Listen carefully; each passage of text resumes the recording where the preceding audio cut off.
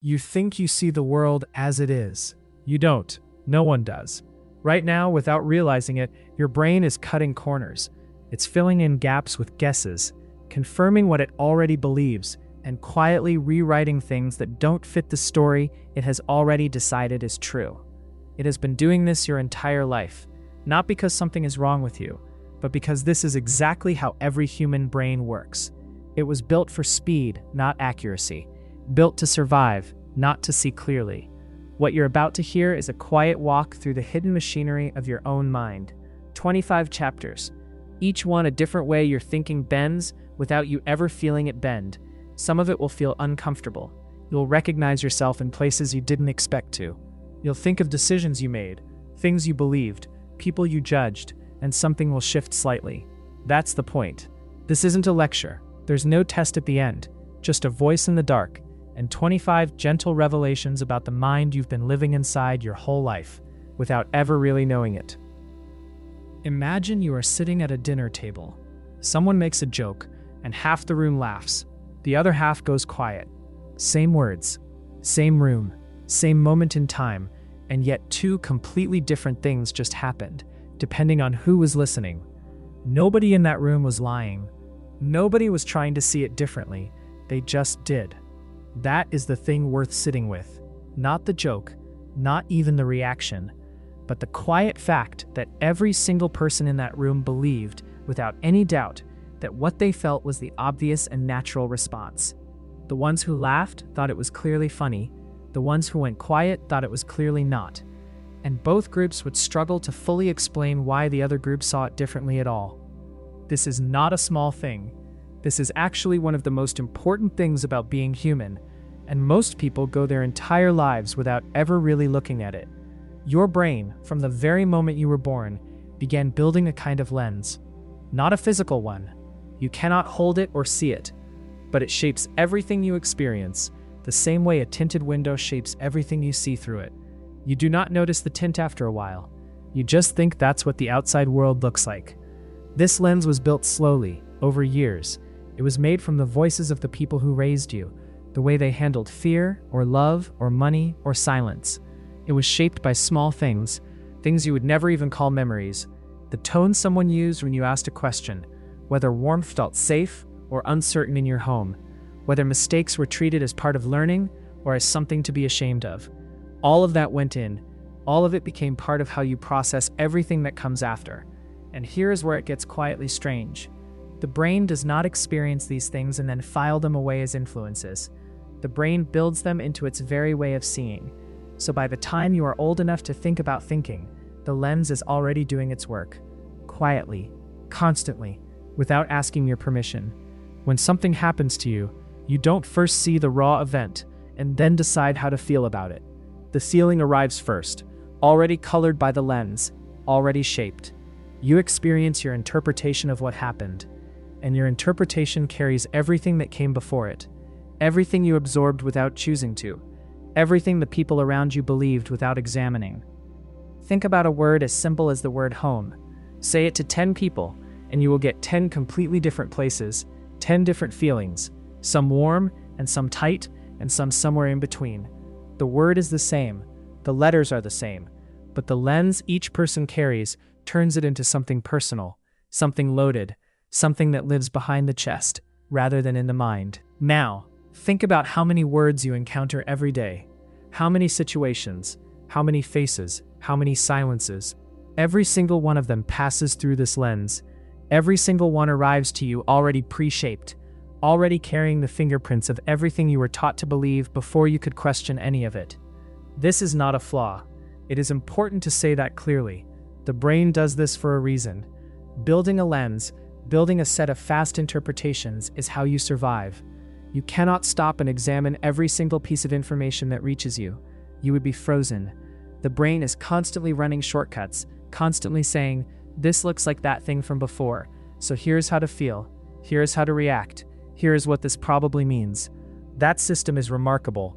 It saves you enormous amounts of time and energy. But it was built by a version of you that did not get to choose its builders. The child who learned that being quiet kept things peaceful did not choose that lesson. The child who was told that wanting too much leads to disappointment did not sign up for that belief. The child who watched the adults around them treat strangers with suspicion did not decide that was the truth about people.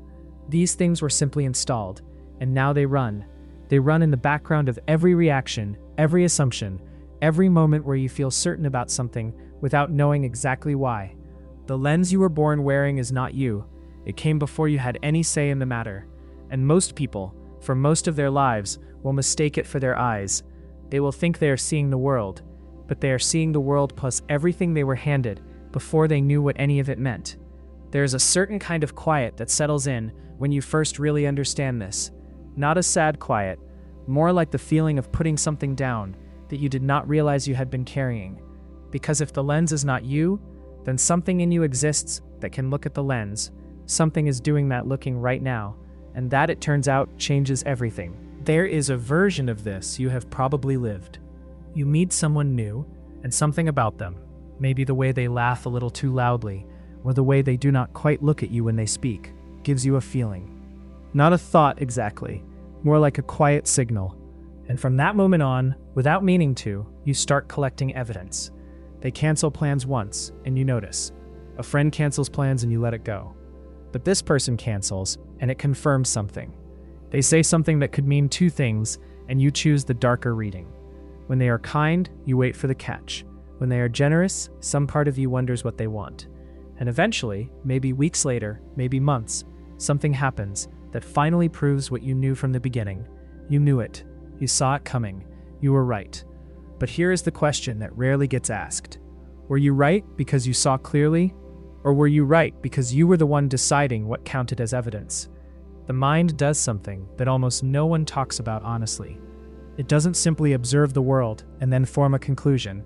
It forms a conclusion, often very early, often from almost nothing, and then goes looking for proof, not consciously, not with any intention to be unfair. It happens below the surface, in the part of the brain that is always working, always sorting, always trying to resolve uncertainty as quickly as possible. And one of the fastest ways to resolve uncertainty is to find the ending you already have and start walking toward it. This is true in small moments and enormous ones. It happens in how you read a room when you walk in feeling insecure. Every glance that doesn't linger on you, every conversation you were not part of, every laugh that started just before you arrived, all of it becomes part of the same story. The story that says you do not quite belong, not because the room confirmed it, but because you arrived already holding that story, and the room simply gave you enough raw material to build with. It works the other way too. When you walk in feeling light, feeling good, the room feels different.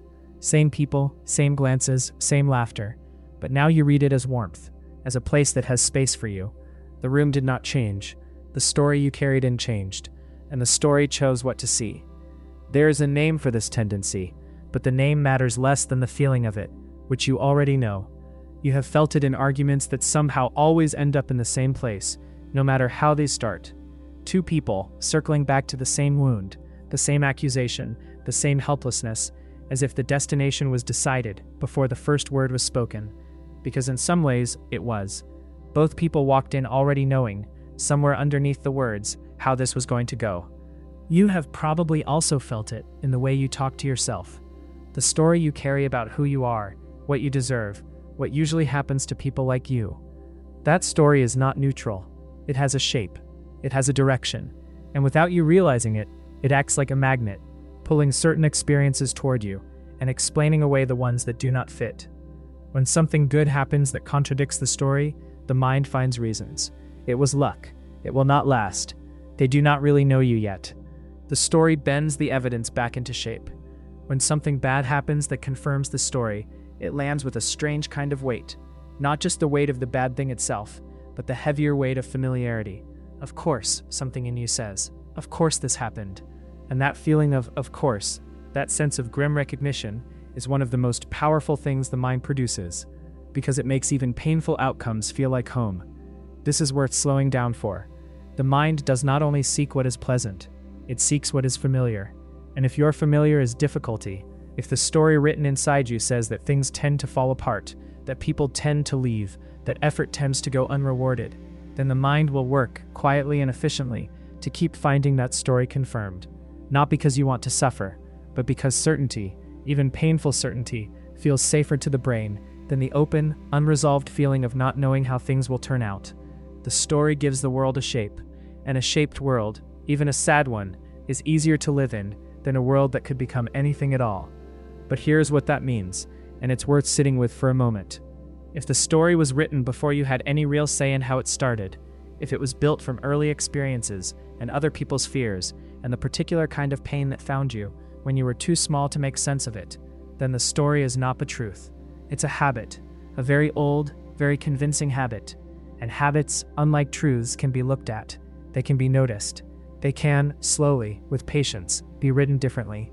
The question is whether you are willing to catch yourself mid-story, right in the middle of collecting your evidence, and ask something quietly dangerous. What if I already decided how this ends? Think about a song you did not like the first time you heard it. Maybe it came on somewhere in the background, a shop, a car ride, someone else's playlist, and you barely noticed it. Then it came on again, and again. And somewhere around the fourth or fifth time, something shifted. You found yourself humming it without meaning to. And eventually, without any decision being made, without any moment where you sat down and thought, yes, I have decided I enjoy this now, the song became one you liked. Maybe even one you loved. Nobody told you to like it. The song did not get better. You simply heard it enough times that it started to feel like something that belonged in your world. This is not a small quirk. This is one of the most quietly powerful forces shaping what you believe, who you trust, and what you think of as good, true, or safe. The brain, when faced with something unfamiliar, holds it at a slight distance. Not with hostility, just with a kind of careful reserve. But every time that thing appears again, the distance shrinks a little. The brain begins to relax around it, and relaxing, in the language the brain speaks, feels a great deal like approval. Familiarity and truth become very hard to tell apart from the inside. When something feels familiar, it feels right. When it feels right, it feels true. And the bridge between those three feelings is almost invisible, which is what makes this so worth paying attention to. You can feel this in the way opinions form, not the opinions you argue about out loud, but the quieter ones, the ones you hold about yourself, about what the world is like, about what kinds of things are possible for someone like you. Many of those opinions were not formed through careful thought. They were formed through repetition.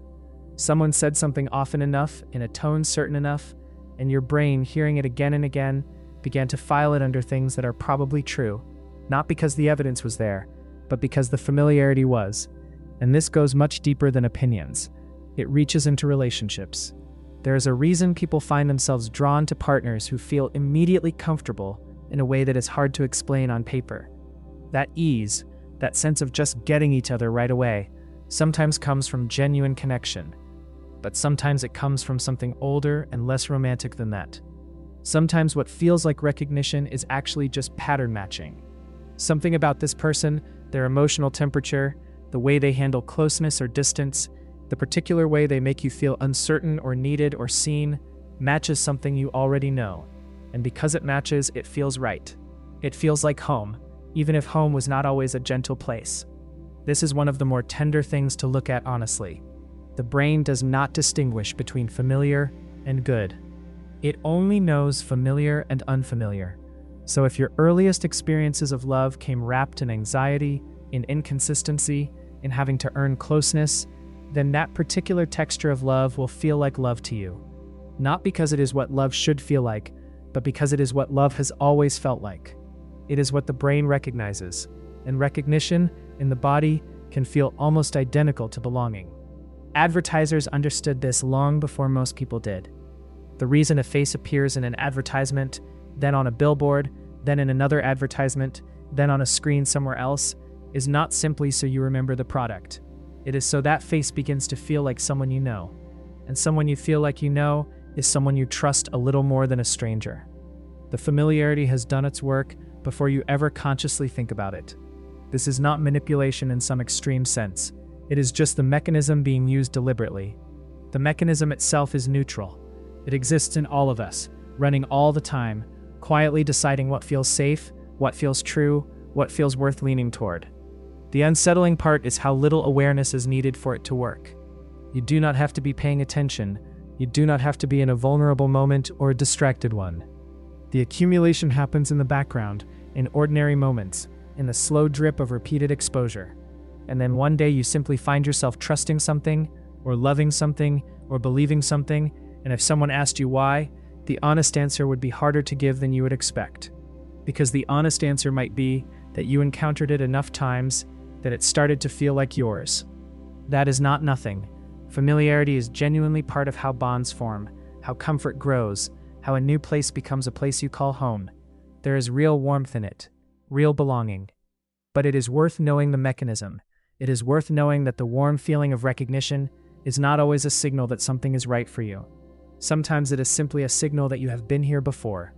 And the question that opens up when you know that is a quiet but important one.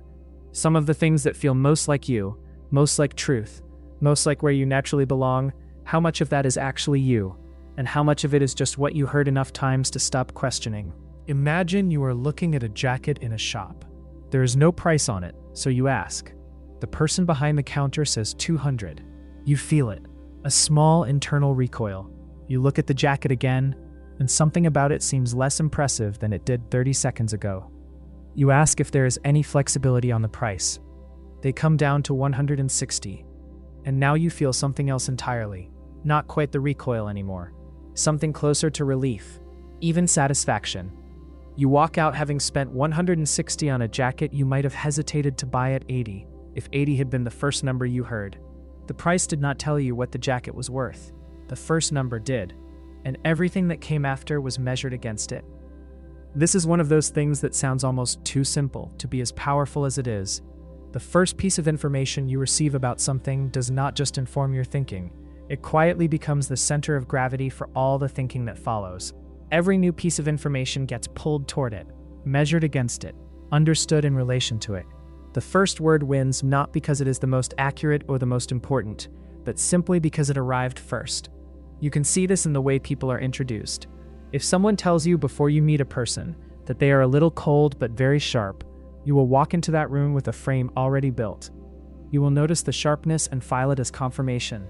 You will notice the warmth if it appears, and treat it as a pleasant surprise rather than a defining quality. But if the introduction had been reversed, if someone had said warm but sometimes hard to read, you would build a different frame entirely, and both frames would feel, to the person inside them, like simply seeing the truth about someone. The person did not change, the order of words did. There is something almost unfair about this once you see it. You walk into situations believing you are forming your own opinion, starting from a neutral place, gathering information, and weighing it honestly. But the first impression, the first number, the first description, the first feeling a place gives you before you have seen all of it, that first thing has already done something to the scales. It has tilted them, and all of the weighing you do afterward happens on tilted scales, while feeling perfectly level. This runs through some of the most important decisions a life contains. Think about the first salary offered in a negotiation. The person who receives the offer instinctively begins reasoning from that number. Even if they know intellectually that the number was chosen to be low, that knowledge rarely neutralizes the pull. The number is already in the room. It is already the reference point, the eventual agreement. All of it happens in the gravity field of that first figure. The final number almost always ends up closer to the opening than either person fully intended. Think about the first time a doctor, or a teacher, or a parent put a name to something you were doing. Struggling, difficult, gifted, anxious. Once that name was in place, everything afterward was seen through it. The struggling child gets less rope, fewer high expectations, a quieter kind of investment. The gifted one gets more room, more patience, more belief extended before it is earned, and both children, without knowing it, begin to grow in the shape of the name they were handed first. This is why first impressions carry so much weight, and also why they are so often wrong. They are not based on the most information. They are based on the least.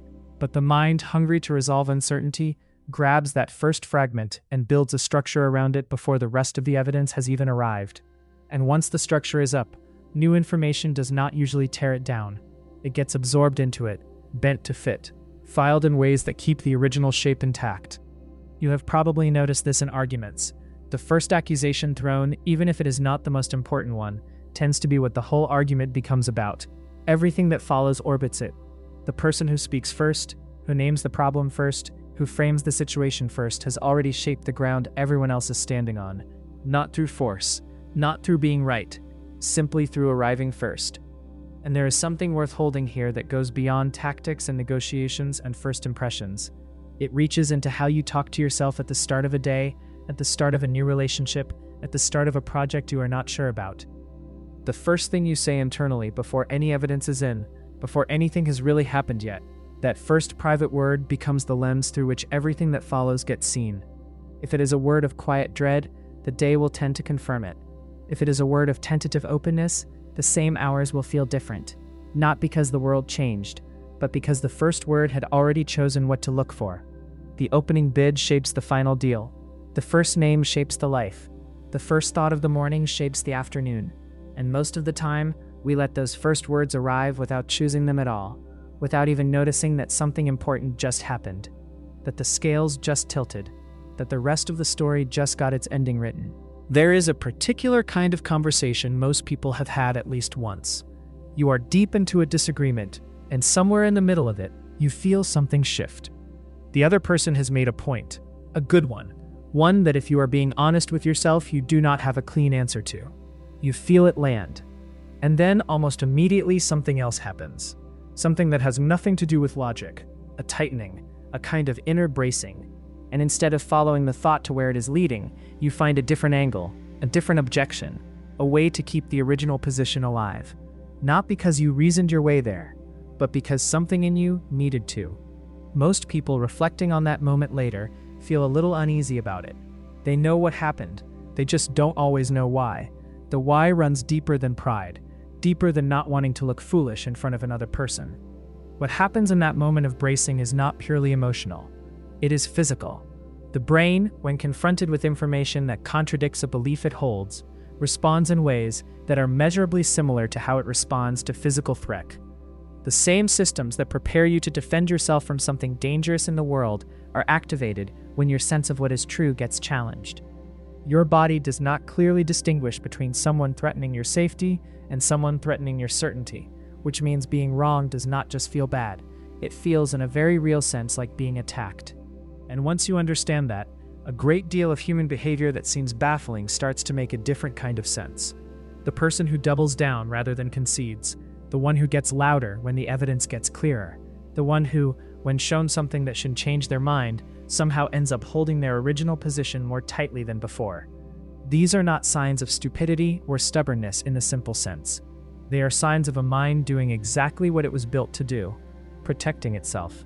Because beliefs are not just ideas you carry around, they are part of the structure of who you are. The things you believe about the world, about people, about what is fair and what is dangerous and what is possible, those beliefs form a kind of inner architecture. They are the walls and the floor. They are what you stand on when everything else feels uncertain. And when something comes along that suggests one of those walls might not be solid, the threat is not just intellectual, it is existential in a quiet way. It feels like something is being taken from you. This is why the experience of changing your mind, when it happens genuinely and deeply, rarely feels like a clean victory. It usually feels like a loss first.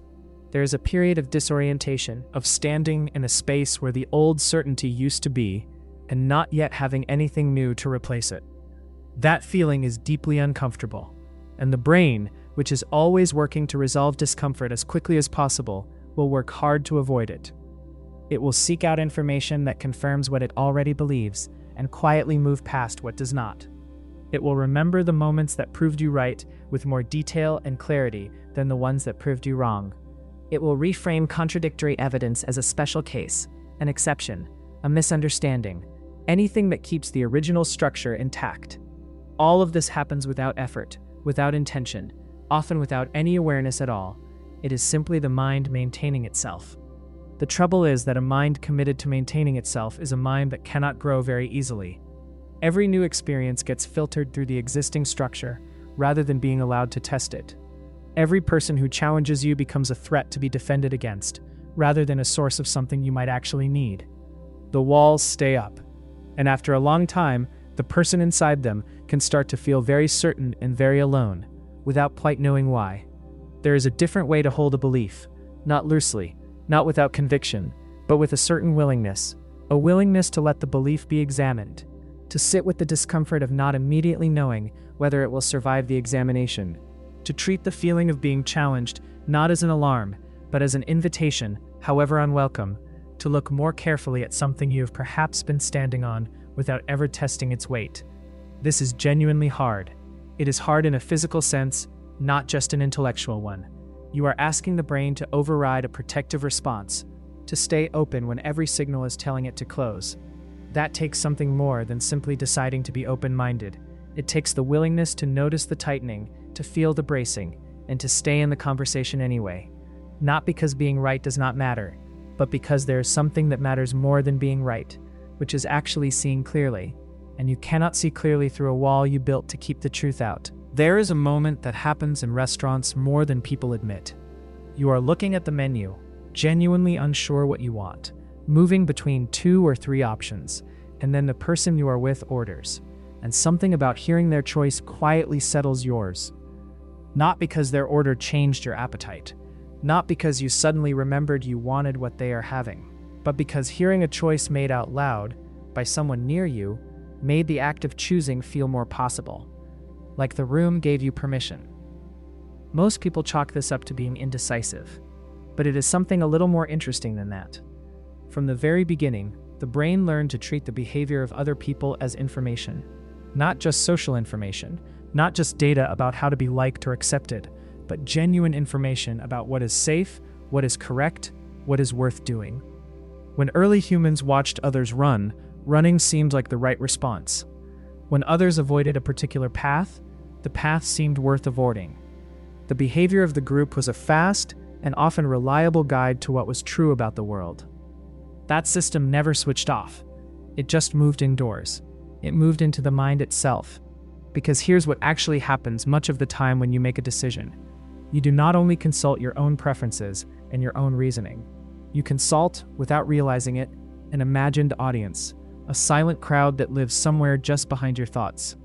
And before many choices, large and small, some part of you glances at that crowd to see how they might react, to check whether the choice you are leaning toward is the kind of choice they would understand, approve of, maybe even admire.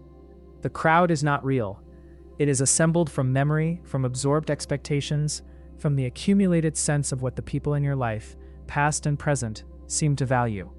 Some members of it are people you know, a parent, a friend, a version of a colleague whose opinion somehow lodged itself in your mind and stayed there.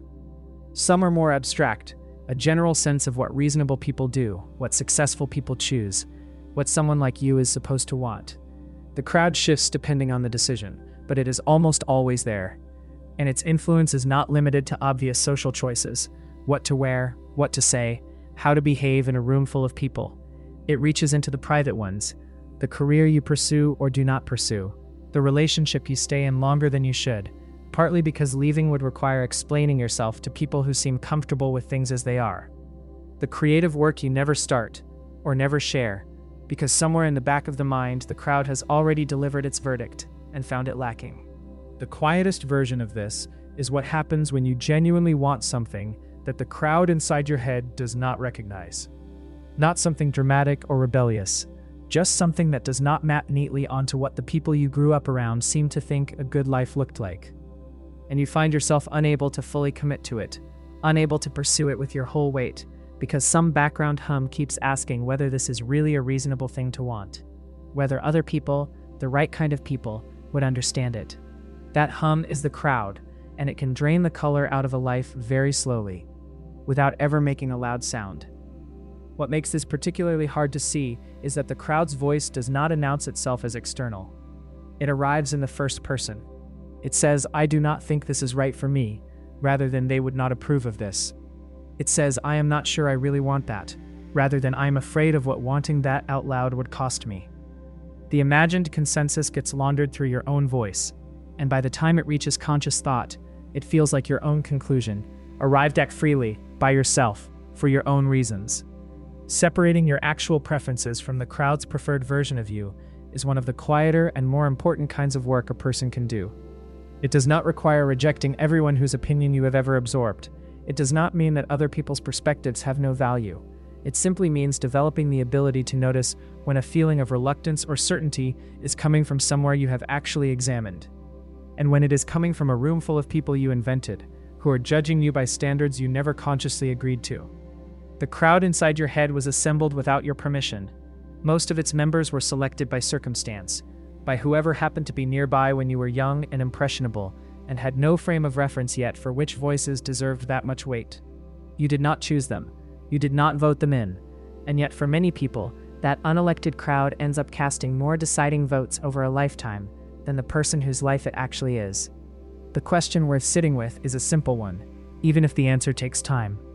When you imagine yourself making the choice you are most afraid to make, and you feel that familiar resistance, that sense of it not being quite right, or quite safe, or quite acceptable, ask yourself who exactly is in the room, and whether you would have invited them. Think about the last time you told someone about a conflict you had, a disagreement with a friend, a difficult exchange with a colleague, a moment where things got tense and words were said that probably should not have been. You told the story, and as you told it, there was a shape to it. You were patient longer than you should have had to be. The other person escalated. You responded reasonably, maybe even generously given the circumstances. You said something measured and fair.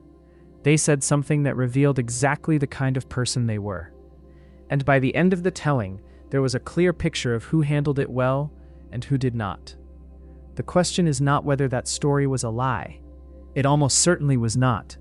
The question is whether it was the whole truth, and whether the version of you standing in the center of it bore a precise resemblance to the person who was actually in that room. Memory is not a recording. This is one of those things that gets said often enough to feel like common knowledge, but the full weight of it rarely lands. Memory is not a file you open and read. It is something you rebuild, partially, every single time you access it. And every time you rebuild it, the materials you use are not just what happened. They are who you currently believe yourself to be, what you currently need to be true, and what version of the past makes the most sense of where you are now. Which means the past is not fixed. It is quietly, constantly being edited. And the editing has a consistent bias. It tends to move you, the remembering person, toward the center of the story in a flattering light. Not through conscious dishonesty, not through any decision to deceive. Simply through the way the mind holds on to certain details and lets others soften and fade. The things that reflect well on you tend to stay sharp. The moment you held your tongue when you wanted to speak, the warning you gave that went unheeded, the time you were kind when no one would have blamed you for being cold. These moments remain vivid because they are useful. They reinforce a picture of yourself that is comfortable to live inside. The things that do not reflect well tend to blur. A sharper thing you said just before the moment you held your tongue. The way your warning carried a note of superiority that made it harder to hear. The small unkindness that preceded the larger kindness. These do not disappear entirely, but they lose their edges. They become context rather than content, background rather than story. And so over time, without any single act of dishonesty, the personal history you carry becomes a curated one, a highlight reel not of your best moments, but of your most favorable interpretations.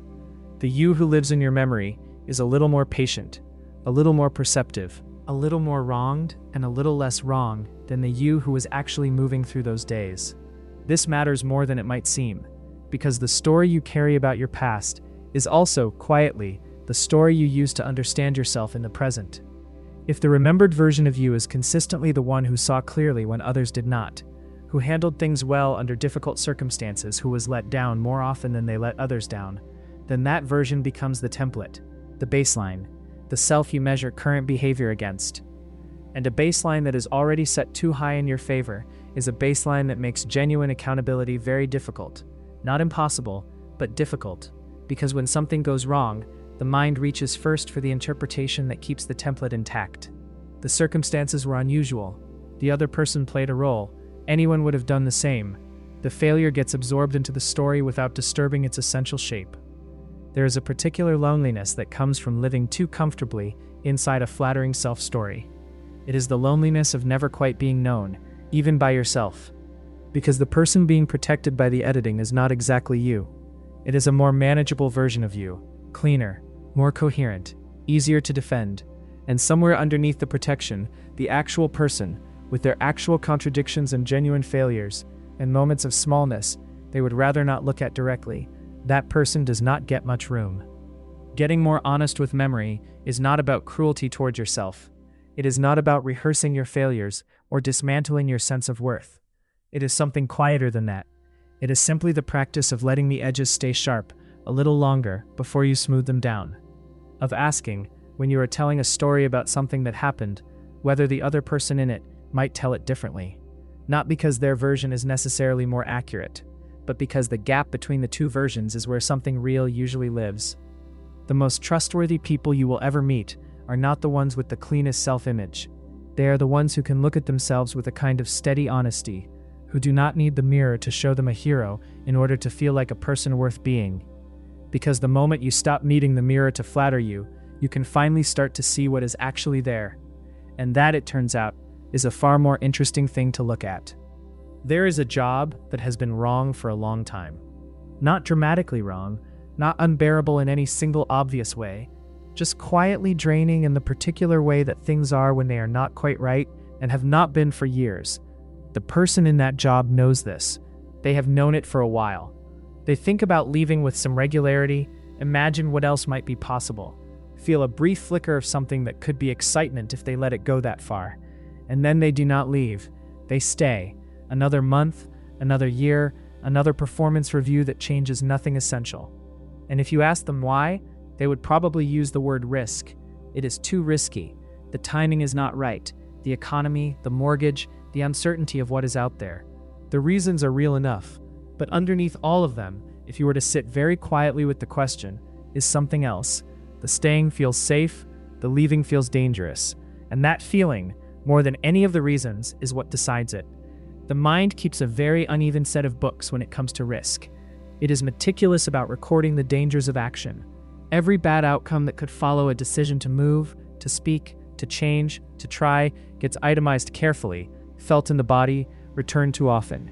But the dangers of inaction, the costs of staying, of not speaking, of not trying, those get recorded much more lightly.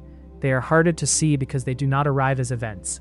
They arrive as a slow absence, as the life that did not happen, which leaves no obvious mark and makes no sudden sound. This is one of the more consequential tricks the mind plays, because the cost of not acting is every bit as real as the cost of acting badly. It is just invisible in a way that makes it feel like not a cost at all. Staying in the wrong job for 5 years is not a neutral act. It is a choice, made again every single day, with real consequences for where those years go and what they build and who you become inside them. But because no single day feels like a dramatic decision, the accumulation of those days never quite gets treated as the risk it is. The brain came to this asymmetry honestly. For most of human history, a bad action, stepping into the wrong territory, trusting the wrong person, eating the wrong thing, could end everything very quickly. A missed opportunity, by contrast, was just a missed opportunity. The cost was real, but survivable. So the brain developed a strong reflex toward caution, toward waiting, toward preserving the current situation against the threat of change. Better to stay still and hungry than to move and be eaten. The world has changed enormously since that calculus was written. The threats are mostly different now, but the reflex is the same. It still treats the known, however uncomfortable, as safer than the unknown. It still registers the risks of moving far more loudly than the risks of staying. And because it does, the default choice, the one that requires the least active decision-making, ends up being whatever is already there. There is a particular kind of courage that almost never gets called courage, because it doesn't look dramatic from the outside. It is not the courage of running into a burning building or standing up in front of a crowd or confronting someone who frightens you. It is the quieter courage of recognizing that the thing currently making you feel safe is not actually keeping you safe. It is just keeping you still. Staying in a relationship that has been wrong for years because the alternative is uncertain. Holding on to a version of yourself that no longer fits because building a new one takes time and feels exposed.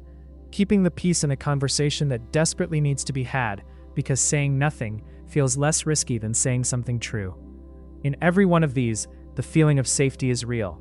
The stillness is genuinely more comfortable in this moment than movement would be. But the moment is not the measure. The measure is what the stillness costs across time. And that cost, because it is paid in small, invisible installments, rather than in one sudden loss, is almost never felt at its true size until a great deal of it has already been spent. This is not an argument for recklessness. Not every instinct toward caution is wrong. Not every quiet life is a wasted one. The point is not that staying is always the wrong choice. The point is that when staying is chosen because it feels safe, it is worth asking what that feeling is actually based on, whether the safety is real or whether it is simply the comfort of the familiar wearing safety's clothes. Because there is a version of a life that looks from the outside like a series of careful and reasonable decisions, sensible choices, measured steps, nothing too bold, nothing too exposed, and from the inside, it can feel like a life that was always about to begin. The unlived life does not announce itself. It does not arrive as a single missed moment or a single wrong turn. It accumulates in the pauses, in the waiting, in all the mornings you chose the feeling of safety over the fact of it, and by the time it is visible, a great deal of it is already past. There is a job that has been wrong for a long time. Not dramatically wrong, not unbearable in any single obvious way, just quietly draining in the particular way that things are when they are not quite right and have not been for years. The person in that job knows this. They have known it for a while. They think about leaving with some regularity, imagine what else might be possible, feel a brief flicker of something that could be excitement if they let it go that far. And then they do not leave. They stay. Another month, another year, another performance review that changes nothing essential. And if you asked them why, they would probably use the word risk. It is too risky. The timing is not right. The economy, the mortgage, the uncertainty of what is out there. The reasons are real enough. But underneath all of them, if you were to sit very quietly with the question, is something else. The staying feels safe. The leaving feels dangerous. And that feeling, more than any of the reasons, is what decides it. The mind keeps a very uneven set of books when it comes to risk. It is meticulous about recording the dangers of action. Every bad outcome that can follow a decision to move, to speak, to change, to try, gets itemized carefully, felt in the body, returned too often. But the dangers of inaction, the costs of staying, of not speaking, of not trying, those get recorded much more lightly. They are harder to see because they do not arrive as events. They arrive as a slow absence, as the life that did not happen, which leaves no obvious mark and makes no sudden sound. This is one of the more consequential tricks the mind plays, because the cost of not acting is every bit as real as the cost of acting badly. It is just invisible in a way that makes it feel like not a cost at all. Staying in the wrong job for 5 years is not a neutral act. It is a choice, made again every single day, with real consequences for where those years go and what they build and who you become inside them. But because no single day feels like a dramatic decision, the accumulation of those days never quite gets treated as the risk it is. The brain came to this asymmetry honestly. For most of human history, a bad action, stepping into the wrong territory, trusting the wrong person, eating the wrong thing, could end everything very quickly. A missed opportunity, by contrast, was just a missed opportunity. The cost was real, but survivable. So the brain developed a strong reflex toward caution, toward waiting, toward preserving the current situation against the threat of change.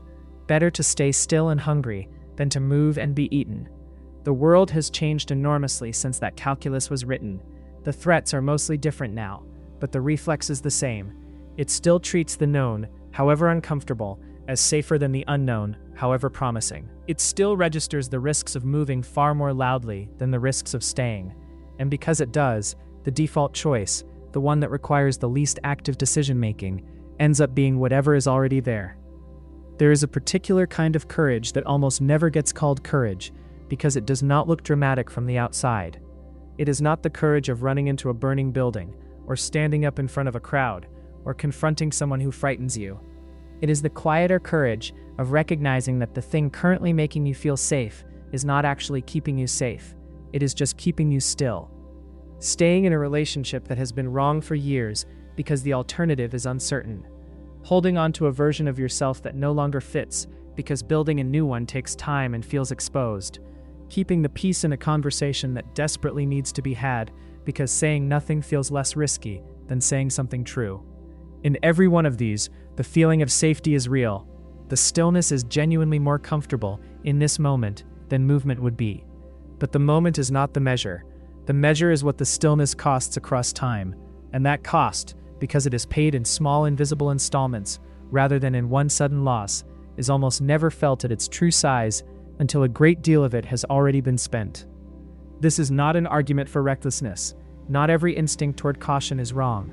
Not every quiet life is a wasted one. The point is not that staying is always the wrong choice. The point is that when staying is chosen because it feels safe, it is worth asking what that feeling is actually based on, whether the safety is real or whether it is simply the comfort of the familiar wearing safety's clothes. Because there is a version of a life that looks from the outside like a series of careful and reasonable decisions, sensible choices, measured steps, nothing too bold, nothing too exposed, and from the inside, it can feel like a life that was always about to begin. The unlived life does not announce itself. It does not arrive as a single missed moment or a single wrong turn. It accumulates in the pauses, in the waiting, in all the mornings you chose the feeling of safety over the fact of it. And by the time it is visible, a great deal of it is already past. There is a particular confidence that comes after something goes well. You made a decision, it worked out, and there is a warm, settled feeling in the aftermath that is very easy to mistake for competence. You knew what you were doing. You read the situation correctly. The outcome proved it.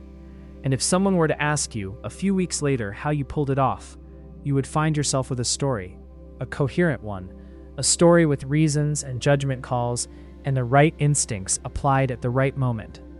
A story that makes sense of the outcome by making you the cause of it. The story feels true, it probably contains truth, and it may also be leaving out the most important character entirely. Chance is an extraordinarily uncomfortable thing to sit with. Not because people are unaware that luck exists. Most people will acknowledge it readily enough in the abstract, but because the mind has a deep and persistent need to find causes, to connect outcomes to decisions, results to actions, success to the qualities of the person who succeeded. A world in which good things happen partly because of the particular arrangement of circumstances that had nothing to do with you is a world that feels unstable, unpredictable, hard to navigate. So the mind reaches for the more comfortable version, the version in which the good outcome happened because of something you did, something you are, something you can therefore do again.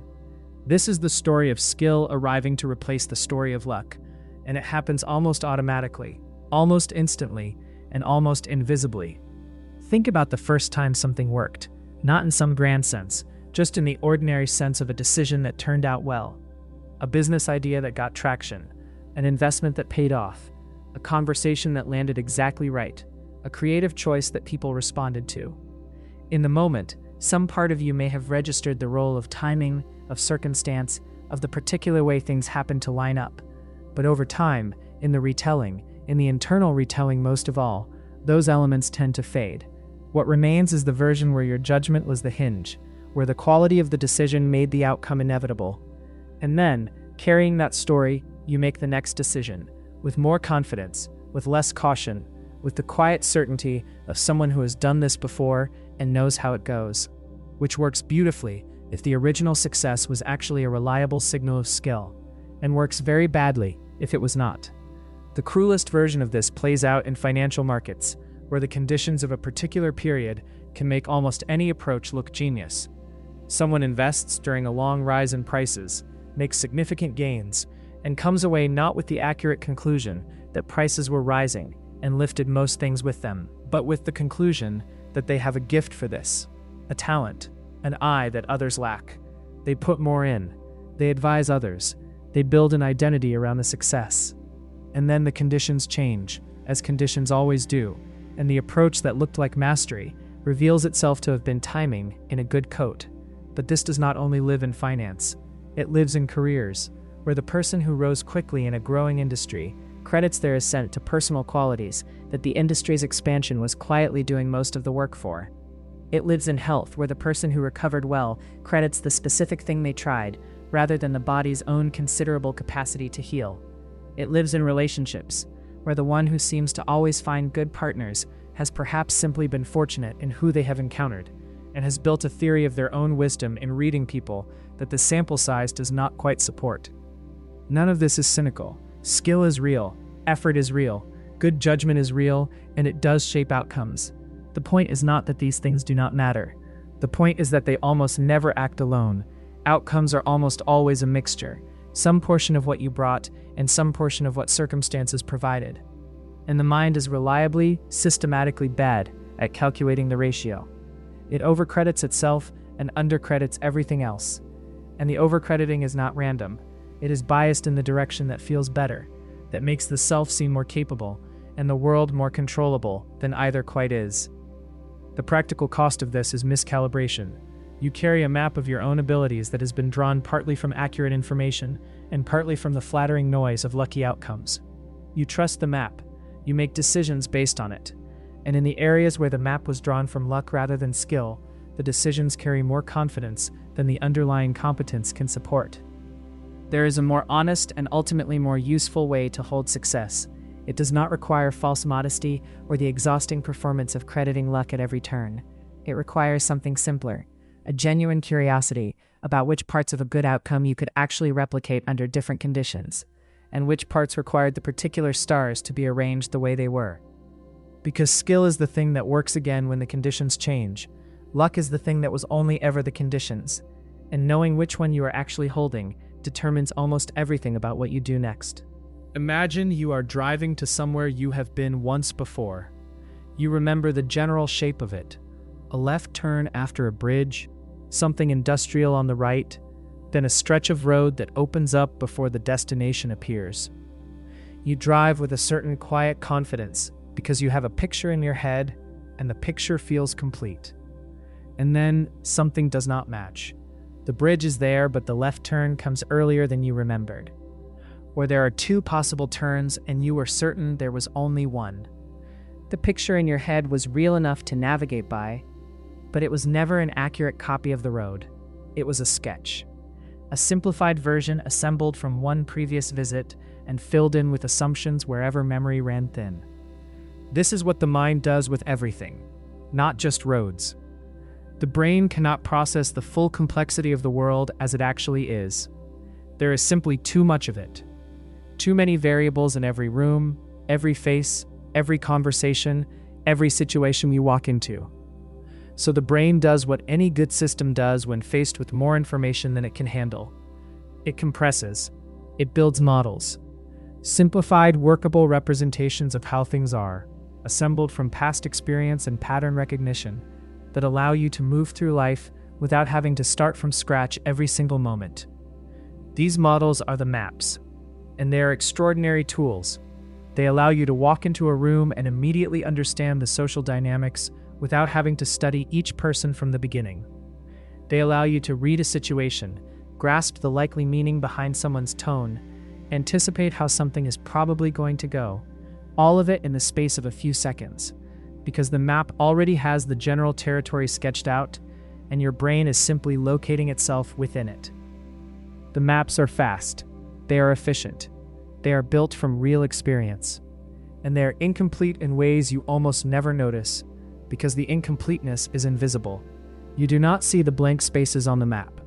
You see a map that looks finished, that feels like an accurate picture of what is there, and you navigate accordingly. The missing roads do not show up as absences. They simply do not exist yet in the picture, so you do not go looking for them. This means that every person you meet is, to some significant degree, a map rather than a person. From the first moments, the brain begins assembling a model.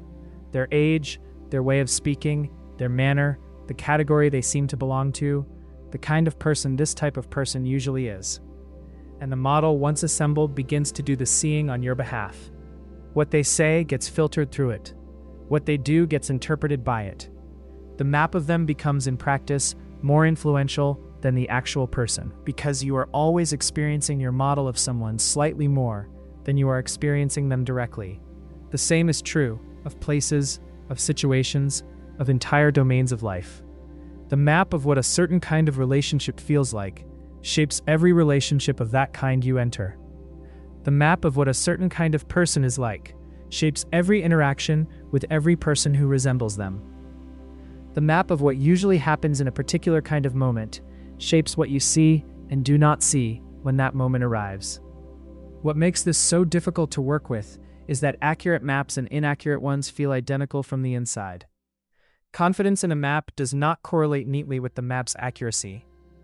Some of the most confidently held maps are the ones drawn earliest from the most limited experience, updated the least often, because the very confidence in them tends to filter out the information that might correct them.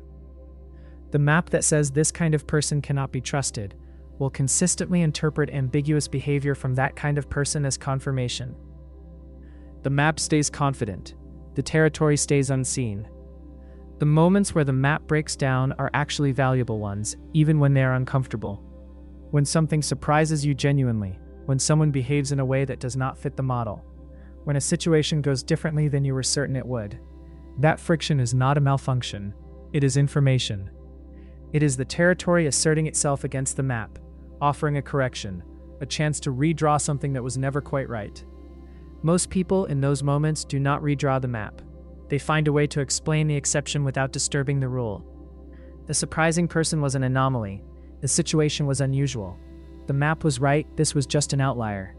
And the map stays as it was, slightly more defended now than before. The territory slightly more invisible. Updating a map requires a certain kind of intellectual honesty that is genuinely effortful. It requires being willing to say, not that you were wrong exactly, but that what you knew was partial. That the picture was always a sketch and some of the lines were drawn in the wrong place. That the territory is more complicated, more various, more interesting than the model allowed for. The map is not the territory. The model is not the person. The category is not the thing inside it. And the most important journeys you will ever make are the ones where you put the map down long enough to actually look at where you are standing. You might find roads you never knew were there. There is someone you know, or knew, who you once thought of as a full person. Someone with a history and contradictions and qualities you respected, even if you also found them difficult in certain ways. And then something happened. A falling out, a betrayal, a serious disagreement, a moment where they did something that crossed a line you had not known was there until it was crossed. And afterwards, something changed in how you held them in your mind. The complexity quietly drained out of them. The history stayed, but it got reinterpreted. The qualities you respected started to look like they had always been in service of something less admirable. And the person who had been three-dimensional became, over time, flatter, easier to summarize, easier to dismiss. You did not decide to do this. It simply happened. And it happens to almost everyone. Almost every time the relationship between two people turns adversarial. The mind simplifies what it opposes. This is not cruelty, though it can produce cruel behavior. It is, at its root, a practical response to a particular kind of psychological pressure. Holding someone in their full complexity, while also being in genuine conflict with them, is enormously costly. It requires maintaining two things at once: the legitimate grievance, the real hurt or real disagreement, and the equally real truth that the person who caused it is not reducible to that action. That they are still someone with their own interior world, their own reasons, their own pain that may or may not be connected to what they did. That is hard work. And the mind, under pressure, prefers not to do hard work when easier alternatives are available. So the complexity gets compressed. The person gets filed under a simpler heading, and the conflict becomes cleaner, more manageable, easier to sustain, because you are no longer fighting a full human being. You are fighting a version of them that has been reduced to the part that hurt you, or threatened you, or simply disagreed with you in a way you could not accept. This happens in small personal conflicts, and it happens at the largest scales human beings operate on. In politics, in cultural arguments, in the fractures between groups that have decided they fundamentally oppose each other, the same mechanism runs. The other side stops being a collection of individuals with varied histories and complicated reasons for believing what they believe. They become a type, a simple, summarizable, predictable type. And once they are a type, their actual arguments do not need to be engaged with seriously. Their actual humanity does not need to be fully acknowledged. They have been made simple enough to oppose without the discomfort of real understanding. There is a strange comfort in having a clear enemy, not comfort in any pleasant sense, but comfort in the way that certainty is always more comfortable than ambiguity. A simple enemy gives the conflict a shape. It tells you where the problem is located. It draws a line between the side that sees correctly and the side that does not, and places you firmly on the right side of it. And the simpler the enemy, the cleaner the line. The more they resemble a cartoon, the less troubling the conflict becomes, because cartoons do not have inner lives that complicate your grievance. The cost of this is something most people only notice later, if they notice it at all. The simplified enemy is easier to fight but harder to actually resolve anything with, because resolution requires seeing the person, not the cartoon. It requires engaging with the real reasons behind the real position, which means granting that there are real reasons, which means granting a degree of legitimacy that the simplification was specifically designed to avoid granting. And so conflicts that could have been navigated stay open. Relationships that could have been repaired calcify instead. The cartoon holds the place where the person used to be, and the distance between the two people quietly becomes permanent. There is also something it does to you, this habit of simplification, that is worth looking at honestly. Every time you flatten someone into their worst quality, every time you reduce a person to their position or their failure or the side they happen to be on, you practice a way of seeing that does not stay contained to the people you are in conflict with. It becomes a habit of perception. The muscle that simplifies your enemies is the same muscle that simplifies strangers, simplifies people who are merely unfamiliar, simplifies anyone whose inner life is not immediately legible to you. And a person who has practiced simplification for long enough starts to move through a world populated mostly by types rather than people. It is a lonelier world than it sounds, even when it feels righteous. The harder and more honest thing, the thing that requires something real from you, is to hold the grievance and the complexity at the same time. To say this person hurt me, or this person is wrong about something important, and also, this person is not only that. To resist the pull toward the cartoon, not because the conflict is not real, but because the person is. This does not mean forgiving everything. It does not mean every disagreement deserves equal respect, or every action can be explained away. Some things are genuinely wrong, and some people genuinely cause harm. But there is a difference between opposing someone clearly and opposing a version of them you invented to make the opposing easier. One of those keeps you honest, the other just keeps you comfortable. There is a particular kind of driver who becomes more cautious after a near miss than after an actual accident. Not less cautious, more. The accident, when it happens, gets processed. It has a beginning and an end. There is damage or there is not. There are consequences that unfold and eventually resolve. A mind can find its edges and over time, file it as something that happened and is now over. But the near miss is different. The near miss has no ending. The car that came out of nowhere and missed you by a moment does not resolve into anything. It just keeps almost happening, again and again, every time the mind returns to it. The outcome that did not occur somehow takes up more space than the outcomes that did. This is one of the stranger features of how the mind handles what might have been. The imagined version of events, the one where things went differently, where the worst actually happened, or where the best actually happened, can carry more emotional weight than the real version. Not always, but often enough, and in enough important areas of life, that it is worth looking at carefully. When something bad almost happens, the mind does not simply note the near miss and move on. It runs the alternative. It imagines, with considerable vividness, the version where the car did not miss, where the diagnosis came back differently, where the argument went one step further than it did. And that imagined version produces real feeling. Fear, relief, gratitude, dread, all of it arrives as though the alternative actually occurred, because to the emotional parts of the brain, the vividly imagined and the actually experienced are not as different as they sound. The near miss stays alive in a way that actual events do not, because actual events have endings, and near misses only have the open, unresolved feeling of how close it came. And the mind, which finds open things harder to set down than closed ones, keeps returning to it, keeps running the alternative, keeps feeling the weight of what did not happen as though it still might.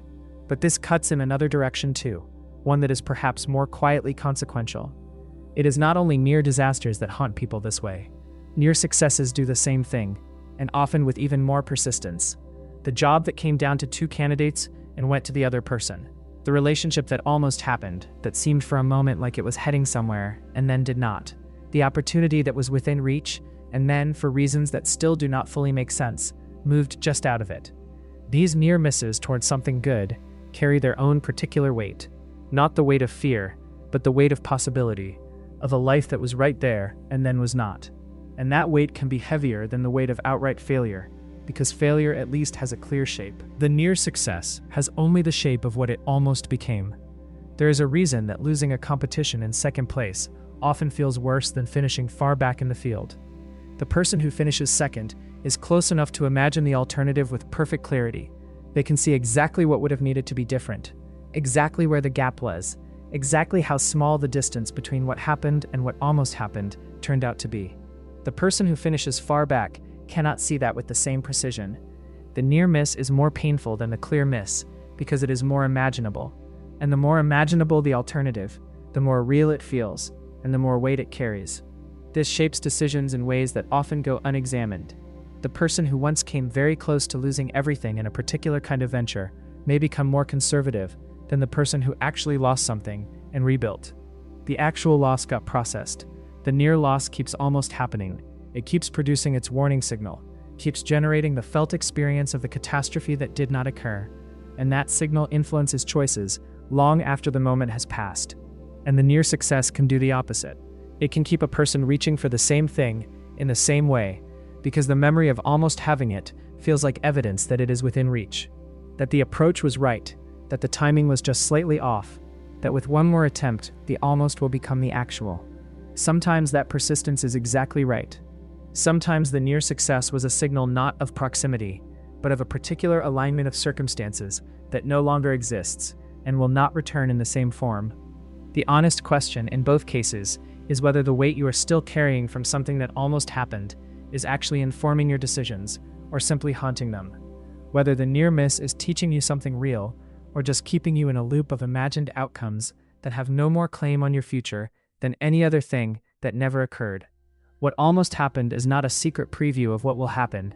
It is not a warning that has to be heeded forever, and it is not a promise that was simply delayed.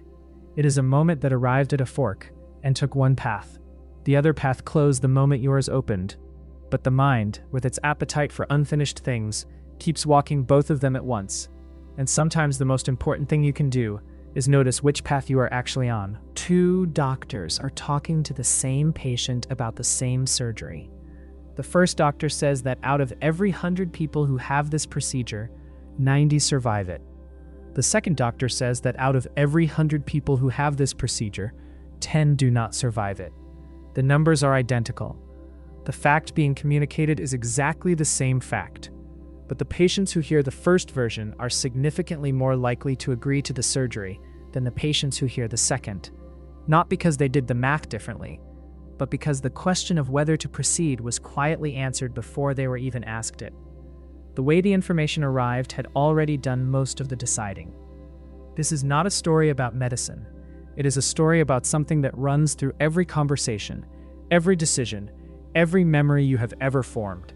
The container shapes what it holds. The way a question is asked does not just introduce a topic. It preloads a direction. It brings with it a set of assumptions, a particular emotional temperature, a lean toward one kind of answer over another. And the mind, receiving the question, follows that lean far more often than it realizes. Think about the difference between being asked whether you are satisfied with your life and being asked whether there are things about your life you wish were different. Both questions are asking about the same life, but the first one invites a kind of settling, a resting in what is there. The second one invites a kind of searching, a noticing of gaps. Answer the first question on a quiet Sunday morning and you might feel something close to contentment. Answer the second on the same morning and you might find yourself making a mental list that was not there 20 minutes ago. The life did not change, the question did, and the question chose what you would look for.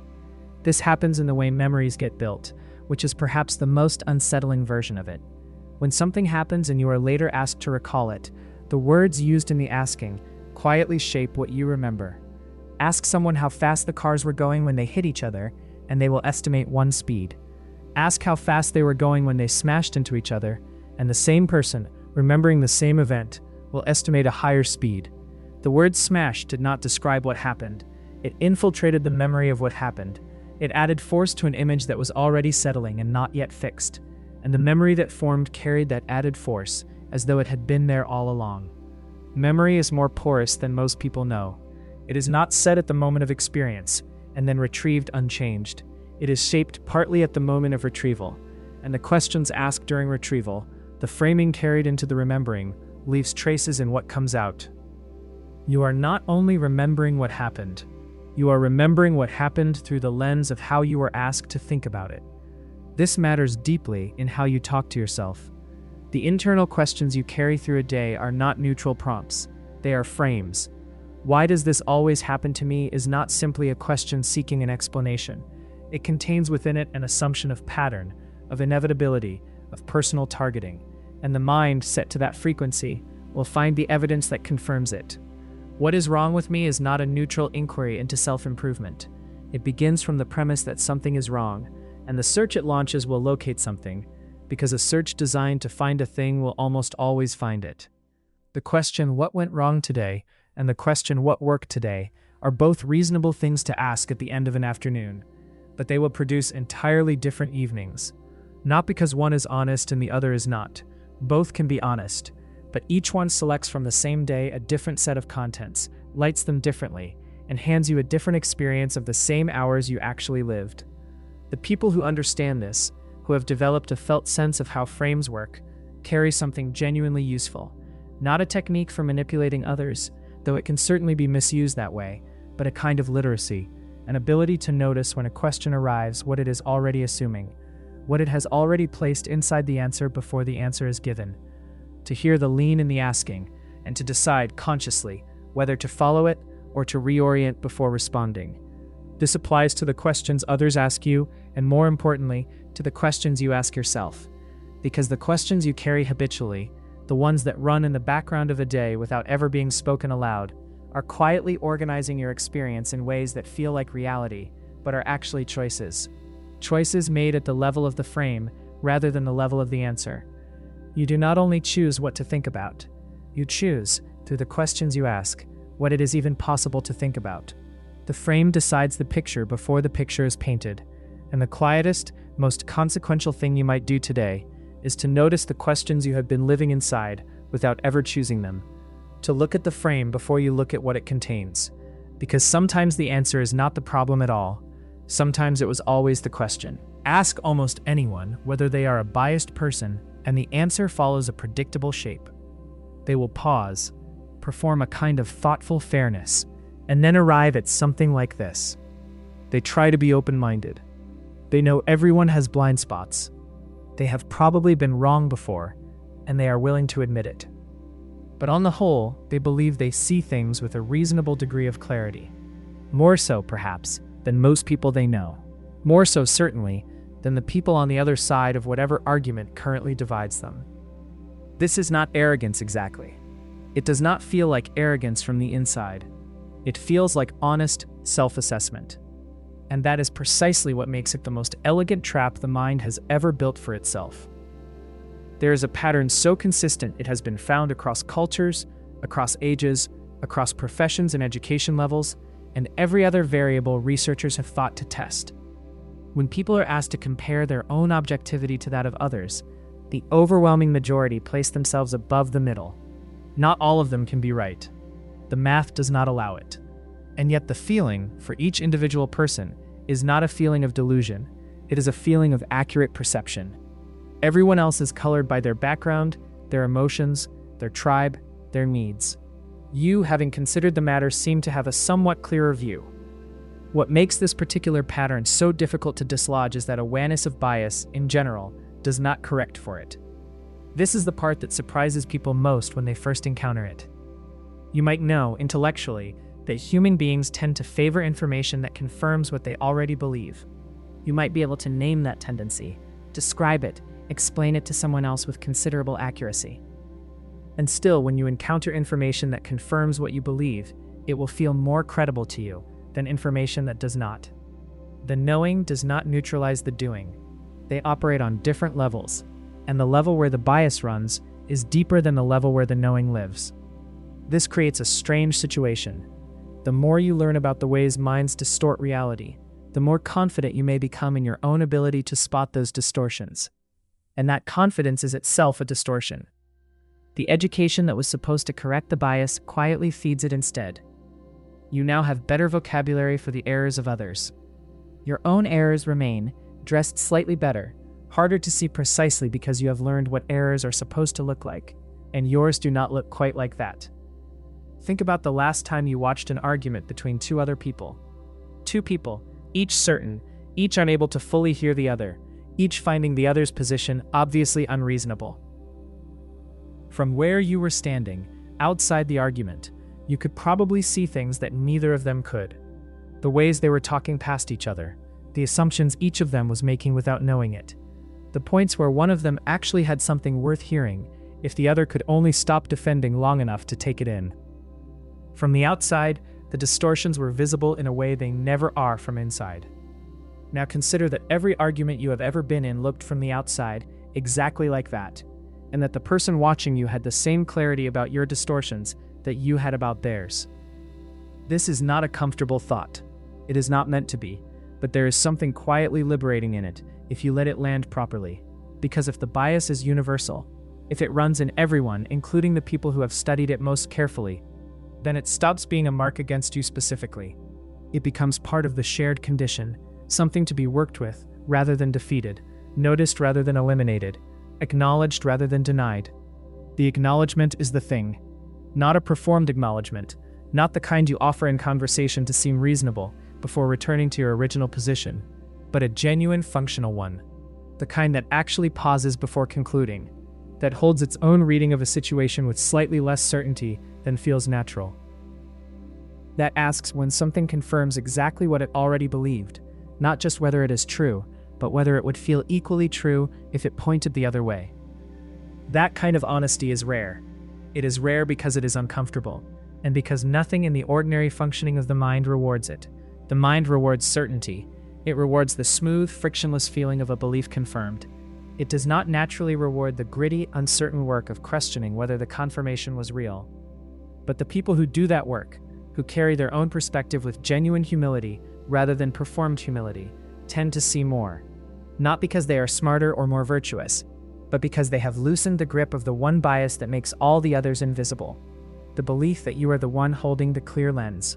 Because the lens, as it turns out, does not come in a version that has no tint. It only comes in versions you have examined and versions you have not. And the examined one, however imperfect, will always show you more. There is an evening that many people have lived in one form or another. You are 2 hours into a film that is not working. It was not what you expected. It has not found its footing, and somewhere around the midpoint, you realize with quiet certainty that you are not enjoying it and probably will not. And yet you stay. You sit through the remaining hour and a half, not with any real hope that it will turn around, but with a vague sense that leaving now would mean the first 2 hours were wasted.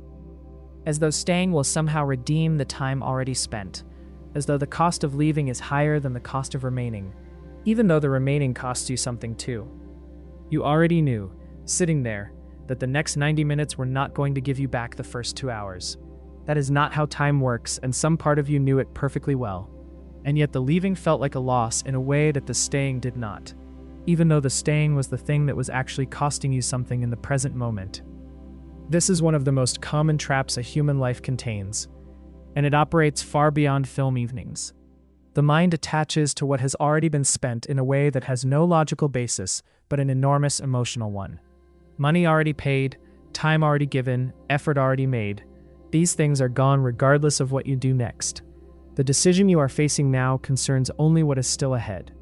The past cost cannot be recovered by continuing, and it cannot be worsened by stopping. It is simply over, settled, no longer part of the equation in any rational sense. And yet it stays in the equation. It sits there heavily, pulling decisions toward continuation, toward throwing good resources after spent ones, because the mind reads stopping as losing and continuing as at least keeping the story alive. The investment becomes a kind of anchor, not a useful anchor that holds something steady, but one that drags.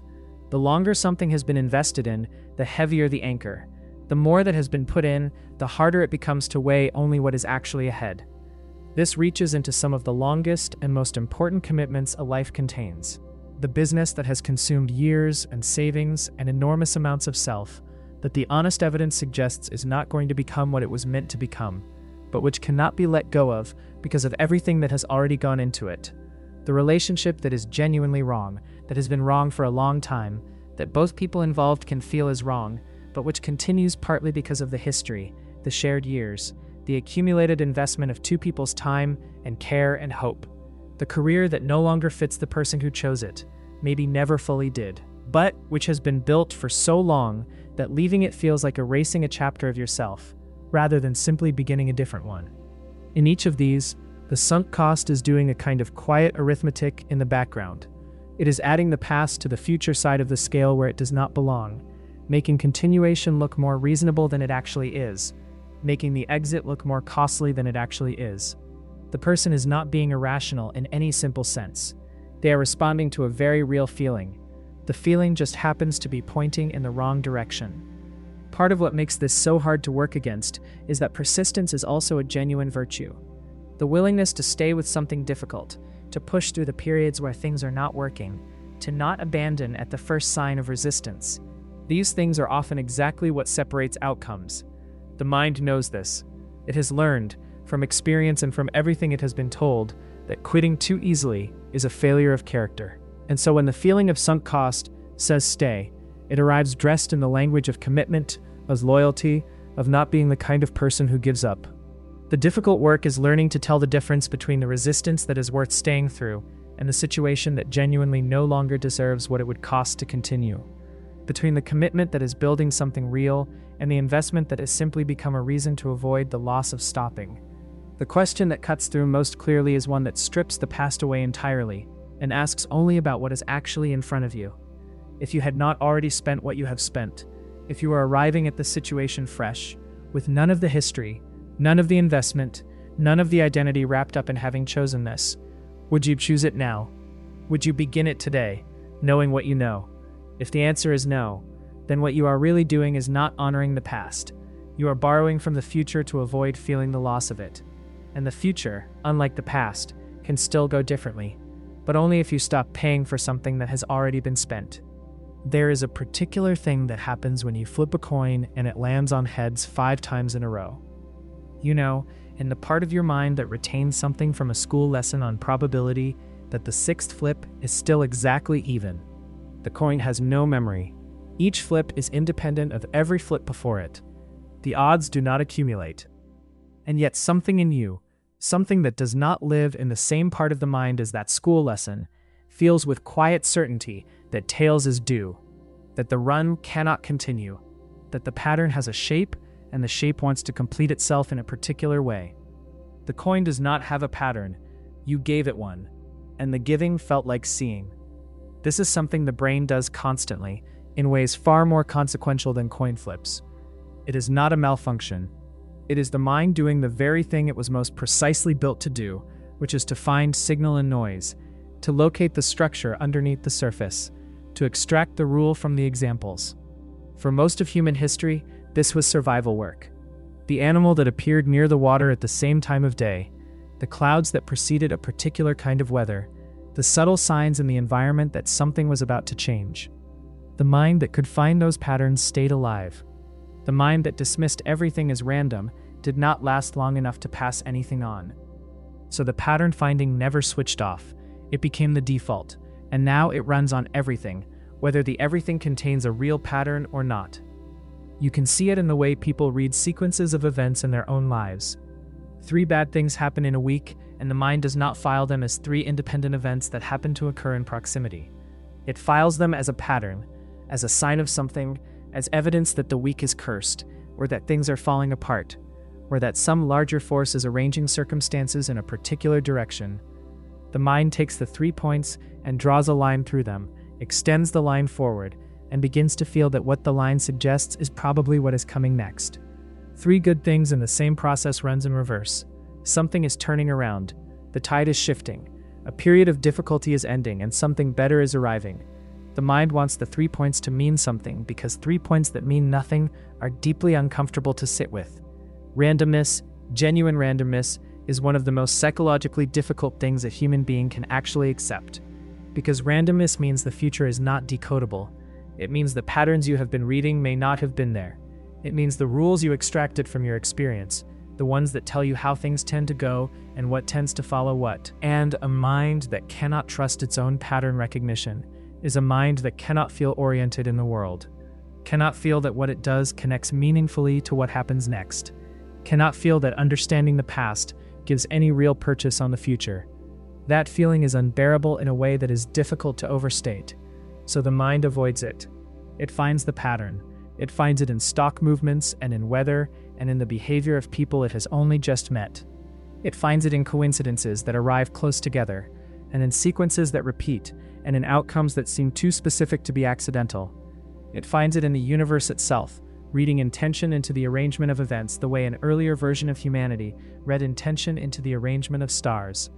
The stars were not arranged for anyone, but the pictures drawn between them were among the most persistent and powerful things the human mind ever produced, not because they were there, but because the mind that could not tolerate the alternative drew lines between the points and found something it could live inside.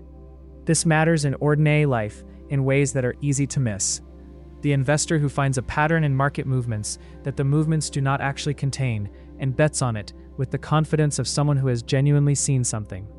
The person who decides from a handful of early interactions that they have read someone correctly, that the pattern of who this person is has already revealed itself, and stops looking for information that might complicate the picture. The individual who experiences a run of difficulty and concludes that something about them specifically attracts it, building an identity around a pattern that may have been nothing more than a particular stretch of ordinary bad luck. In each case, the pattern feels like discovery. It feels like clarity arriving in a confusing situation. It feels like the mind doing its best work. And sometimes it is. Sometimes the pattern is real and the reading of it is accurate, and acting on it is exactly right. The difficulty is that from the inside, the invented pattern and the real one feel identical, which means the most honest question to carry is not whether you can see a pattern. The mind will always find one if it looks. The question is whether the pattern was there before you started looking. There is a study that has been repeated in different forms across different countries and different decades, and the result keeps coming back the same. People are shown photographs of two candidates in an election they know nothing about. They are not told anything about the candidates, not their names, not their positions, not which one won. They are simply shown the faces for a fraction of a second and asked to say which person seems more competent. And their answers, drawn from a glimpse too brief to consciously analyze, predict the actual election outcome with an accuracy that should not be possible given how little information was available. The voters in those elections spent weeks absorbing policies and debates and endorsements, and something in a fraction of a second glimpse at a face was already quietly ahead of all of it. This is uncomfortable to sit with. Not because it is surprising that appearances affect first impressions. Most people accept that at a surface level. But because of what it suggests about the depth at which those impressions operate and how early they arrive. Before a word is spoken, before a hand is extended, before any behavior has occurred that could reasonably be called evidence of anything, the mind has already begun building a case. It has already assigned with considerable confidence a set of qualities to the person standing in front of it. And those assigned qualities, invisible and unfelt as a process, will color everything that follows. The face does this because the mind learned over an enormous stretch of time to read faces as a primary source of information about safety and intention. A face approaching across open ground carried information that mattered. The direction of the gaze, the set of the jaw, the micro movements of expression that indicated calm or aggression or deception. Reading those signals quickly was not a luxury. Speed was the point. A slow reader of faces was a vulnerable one, so the reading became fast. Faster than thought, faster than awareness. The assessment arrives complete with a feeling already attached, before the conscious mind has even registered that an assessment was made. And that feeling, that pre-verbal, pre-rational response to the physical fact of another person's face, sits underneath everything that comes after. It does not disappear when more information arrives. It waits quietly and bends the incoming information toward itself. The person whose face triggered warmth gets interpreted generously. Their ambiguous comment lands as humor rather than hostility. Their hesitation reads as thoughtfulness rather than evasion. Their confidence seems earned. The person whose face triggered unease gets the reverse. The same comment, the same hesitation, the same confidence, all of it processed through a different filter, arriving with a different weight. Neither process announces itself. Both feel like simply paying attention. What makes this particularly worth examining is that the features the mind reads as signals of competence or warmth or trustworthiness are not reliably connected to those qualities in reality. The research on this is consistent enough to be unsettling. Faces that appear mature in a particular way get read as competent, regardless of whether competence is present. Faces with certain proportions get read as dominant or trustworthy, based on geometry rather than character. The signals the mind is reading evolved to detect things that no longer map cleanly onto the situations we now use them in. A face that would have reliably indicated something in a small group of people all known to each other, over thousands of years of evolutionary pressure, does not reliably indicate that same thing in a job interview or a courtroom or a voting booth. But the system does not know that. It is still running the old code in the new world, still treating the face as primary evidence, still arriving at conclusions before the evidence that would actually matter has had a chance to arrive. The courtroom is where this becomes most serious and most studied. People whose faces are rated as more trustworthy by strangers who know nothing about the case receive lighter sentences for the same crimes. People whose faces carry features arbitrarily associated with aggression receive harsher ones. The face speaks before the defendant does, and what it says, though it says nothing true or meaningful about guilt or character, is heard by the minds in the room, whether those minds intend to listen or not. The honest response to this is not to pretend the reflex does not exist. It exists in everyone, including people who know it exists and have spent time trying to account for it. The response is something more modest and more practical than elimination. It is the simple discipline of delay, of noticing the first feeling a face produces, and then, rather than building immediately on top of it, pausing long enough to ask what has actually been established. The feeling arrived fast. What it is based on arrived faster still, too fast to examine, too old to be fully trusted in the situations you now find yourself in. The face told you something. It always does. The question worth carrying is whether what it told you was about the person standing there, or about the mind doing the looking. There is a conversation you remember clearly. You can hear the tone of it, feel the room it happened in, recall what was said and roughly in what order. If someone asked you to recount it, you would do so with the quiet confidence of someone describing something they witnessed firsthand. Because you did witness it. You were there. The memory has the texture of something real, something fixed, something that happened a specific way and is now preserved in that specific way inside you. But there is something about that memory you almost certainly do not know. The version you just recalled is not the original. It is a copy of a copy of a copy. And each generation of copying introduced small changes that felt like nothing at the time, but have accumulated into something meaningfully different from what actually occurred. And the most recent act of remembering, the one that feels like retrieval, like simply going to fetch something that was waiting, was also an act of editing. You changed the memory by recalling it, and you will change it again the next time. This is not a comfortable thing to sit with. The integrity of memory feels important in a deep way. What you remember is, in a very real sense, who you are. Your understanding of your own history, of what people did and said and meant, of how things went and why, all of that is built from memory. And if memory is not a stable record but a living, changing thing that reshapes itself every time it is touched, then the past you carry is not quite the past that happened. It is a version, an ongoing draft. The mechanics of this are worth understanding, not in a technical way but in a felt one. When a memory is formed, it is not stored the way a photograph is stored, complete and unchanged in a fixed location. It is stored in pieces, distributed across different parts of the brain, and when you remember something, those pieces are pulled together and reconstructed in the moment of remembering. The reconstruction uses what was originally there, but it also uses what you currently know, what you currently believe, what you currently need the past to look like. And the reconstructed memory, once it has been held in awareness, is stored again, in its new form, with whatever small alterations the reconstruction introduced. Over time, the alterations are not small.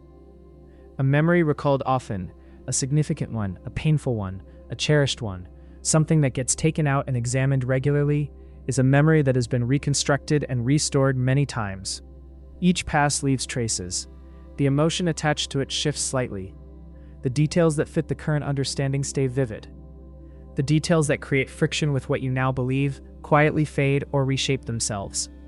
The people in it begin to behave a little more consistently with who you now think they are. The version of you in it becomes a little more coherent with who you now understand yourself to be. This is why the memory of a relationship that ended badly changes over time. Not just in emotional tone, but in actual content. The warmth that was genuinely there gets harder to access, because the mind, rebuilding the memory through the lens of how things ended, keeps reconstructing it in a way that makes the ending feel more inevitable, more earned, more consistent with the whole. The warning signs become more visible in retrospect. The good times become harder to fully feel without qualification. The memory is telling you a story that the experience as it was actually lived did not tell. And the memory of a relationship seen through the warmth of nostalgia runs the same process in reverse. The difficulties soften. The incompatibilities become endearing rather than exhausting. The version of the person that emerges from repeated nostalgic recall is a more manageable, more lovable version than the one who was actually there. Neither reconstruction is dishonest. Neither involves any intention to deceive. Both are simply the mind doing what it always does, using the present to rebuild the past, and leaving fingerprints on everything it touches. The implications of this are quietly enormous. Two people who shared the same experience, who were present in the same room for the same events, will remember it differently, not only because they had different perspectives at the time, but because their subsequent lives have reconstructed it differently. Both will feel certain. Both will have the texture of first-hand recollection. Both will be partly right, and both will be partly describing something that was assembled after the fact, from pieces that were never quite put back in the original order. Knowing this does not mean distrusting everything you remember. Memory is still the closest access you have to your own past, and it is not without value. But it changes something about the certainty with which you hold the most important memories, the ones you have told most often, the ones you have built the most meaning on top of. Those are the ones that have been reconstructed the most times, the ones furthest from the original, the ones that feel most like yours. There is a version of this that almost everyone has lived sometime in the weeks before a deadline.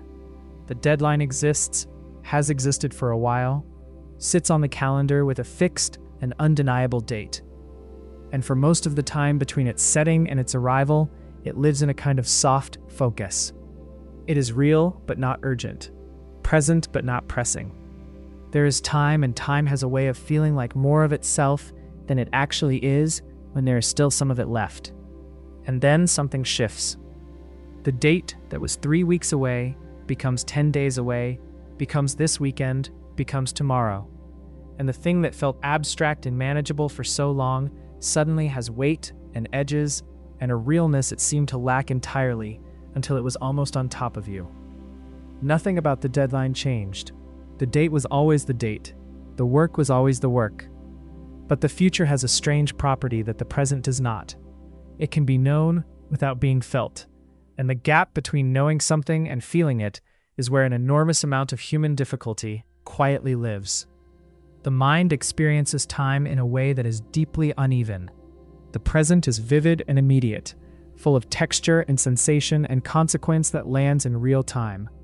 The near future carries some of that vividness, enough to motivate action when the action is simple and the reward is close.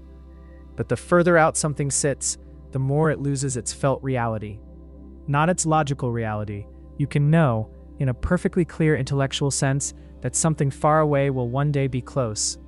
That the future self who will live with today's decisions is as real as the present self making them. And still the far thing feels dim in a way the near thing does not. And the dim thing gets treated in the actual behavior of daily life as though it matters less. This is not carelessness or weakness of character. It is the way the system was built. The immediate environment was always the one that required the most urgent response. The threat in front of you right now mattered more than the theoretical threat next season. The food available today mattered more than the harvest months away.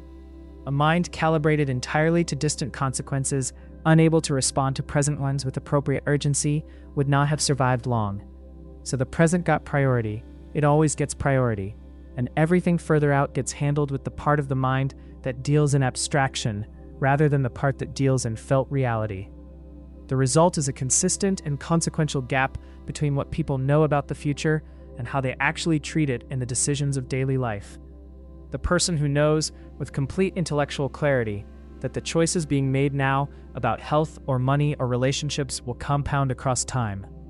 and who still finds those future consequences strangely weightless when placed against the immediate comfort of not dealing with them today. The knowledge is real, the future is real, but the future self who will inherit those consequences feels from here like someone slightly other. Someone related to you, but not quite you. Someone you care about in a general way, but whose urgency does not fully reach you in the present moment. This distance from the future self is not metaphorical. It has been measured. When people are asked to think about their future self and their brain activity is monitored, the patterns that appear are more similar to the patterns produced by thinking about a stranger than those produced by thinking about the present self. The future you, in a very neurological sense, is not fully you from where you are standing. They are someone you will become, but have not yet inhabited. And it is genuinely harder to make sacrifices for a stranger, even a stranger who is you, than it is to make them for the self that is present right now. Which makes the arrival of the future a peculiar experience. Because when it comes, when the distant thing becomes the present thing, the abstraction suddenly vanishes. The consequences that were theoretical become actual. The future self that felt like a stranger is now simply you, standing in the results of choices made by a version of yourself who could not quite feel this moment coming.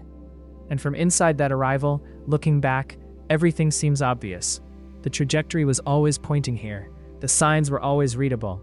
The outcome, which felt so uncertain and so far away for so long, now feels as though it could not have gone any other way. This is the strange double illusion the mind runs on time. First, it makes the future feel less real than it is, which leads to underinvestment in what is coming. Then, when the future arrives, it makes the outcome feel more inevitable than it was, which obscures the fact that different choices were genuinely available. Both illusions protect something. The first protects the comfort of the present moment. The second protects the sense that things had to go as they did, that the path was always the path, that there is no use imagining it otherwise. Together, they make it very easy to live as though the future is not coming, and very easy once it arrives to forget that you were ever the one deciding how it would look. There is a particular kind of dinner party conversation that most people have encountered at least once. Someone at the table has genuine expertise in something. A surgeon, perhaps, or an engineer, or someone who has spent decades mastering a specific and difficult field. And for a portion of the evening, when the conversation moves through their area, they are extraordinary. The depth is visible. The precision is real. The confidence is completely earned. And then the conversation moves somewhere else, to economics or to politics, or to something about human nature or society, and the same person keeps talking with the same confidence, the same certainty, the same tone of someone explaining rather than exploring. And slowly, almost imperceptibly, the earned authority of the first conversation begins doing work it was never qualified to do. Nobody at the table quite says anything. The expertise was real, the manner is the same, and the manner, it turns out, is very easy to follow, even when the ground beneath it has quietly changed. Expertise is one of the most valuable things a human mind can develop. The depth that comes from years of focused attention on a difficult domain, the intuitions that form from thousands of hours of genuine engagement with a subject, the ability to see what others miss because you have trained your perception to see it, these things are real and they matter. The problem is not expertise. The problem is a particular thing that expertise does to the container it lives in, quietly and without announcement, over the years it takes to build. Deep knowledge in one area creates a felt sense of what it is like to understand something. The feeling of competence has a texture, a confidence, a particular way of moving through a subject with ease and authority. And once that feeling is familiar, once it has become part of how you understand yourself, the mind begins, without permission or awareness, to extend it. Not deliberately, not dishonestly, simply because the feeling of understanding and the feeling of expertise become associated in a way that the mind does not always carefully audit. So, the person who has spent 30 years mastering the behavior of the human liver begins to feel, when they encounter questions about politics or education or the economy, that the same capacity that served them so well in one domain is serving them here too. The processing feels the same from the inside. The conclusions arrive with the same inner sense of solidity. The fact that one domain was built from decades of careful study and the other is being navigated on the fly with the same neural equipment does not register as a meaningful difference, because the equipment itself cannot tell you whether what it is producing is reliable or not. That is not what thinking feels like from the inside. This becomes most consequential in the specific direction it tends to run. It rarely goes from the unfamiliar to the familiar. The surgeon does not usually start offering uncertain opinions in surgery because they have become confident in economics. The drift goes the other way. The confidence that was earned in the hard domain travels outward, into softer ones, into the ones where the difficulty is less visible and the standards of evidence are less clear, and it is easier to say things that sound authoritative without being rigorously tested. And in those softer domains, precisely because they are softer, the confidence is harder to challenge. In surgery, a bad judgment tends to produce clear feedback. The patient recovers or does not. The approach worked or it did not. The feedback loop is tight and consequential. In opinions about society, about other people, about domains where the variables are many and the outcomes are slow and contested, the feedback is loose. The wrong view can be held for years without anything clear arriving to correct it, which means the confidence can persist and grow in exactly the areas where it is least warranted. There is something deeper here than the simple observation that experts should stay in their lane. It concerns the way that genuine mastery changes a person's relationship to not knowing. The early years of learning anything real require a sustained tolerance for confusion. You do not know, and you know you do not know, and you stay in that uncomfortable place long enough to learn. That tolerance for not knowing is the engine of the whole process. But once mastery arrives, once the not knowing has been replaced by solid ground, there is a relief in it that can quietly reduce the appetite for confusion in other areas. The person who fought their way to expertise in one hard thing may, without realizing it, become less willing to sit in genuine uncertainty anywhere else. The expert and the beginner are in some ways opposites, and becoming the expert can mean slowly losing access to the beginner's most essential quality. The most trustworthy experts are almost always the ones who learned, somewhere in the building of their expertise, how much there is to know, who arrived at mastery and found, rather than a peak, a much larger mountain behind it, who carry their depth in one area not as a credential they can transfer, but as a reminder of how long real understanding actually takes. They are the ones who, when the conversation moves into unfamiliar ground, become curious rather than authoritative, who know exactly what knowing actually costs, and who would never mistake the feeling of confidence for the presence of it. Imagine two people at the end of a day. The first person started with nothing in their pocket and ended the day having found $40 on the street, then lost 20 of it through a hole they did not notice. They are $20 ahead of where they began. The second person simply found $20 and lost nothing.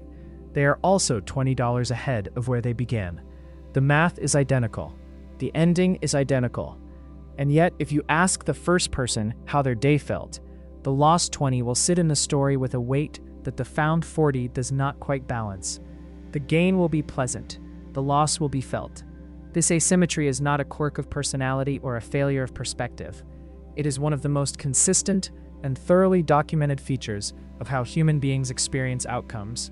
Losses and gains of equal size do not feel equal. The loss is felt roughly twice as intensely as the equivalent gain. Losing 10 produces a felt experience that gaining 10 simply does not match.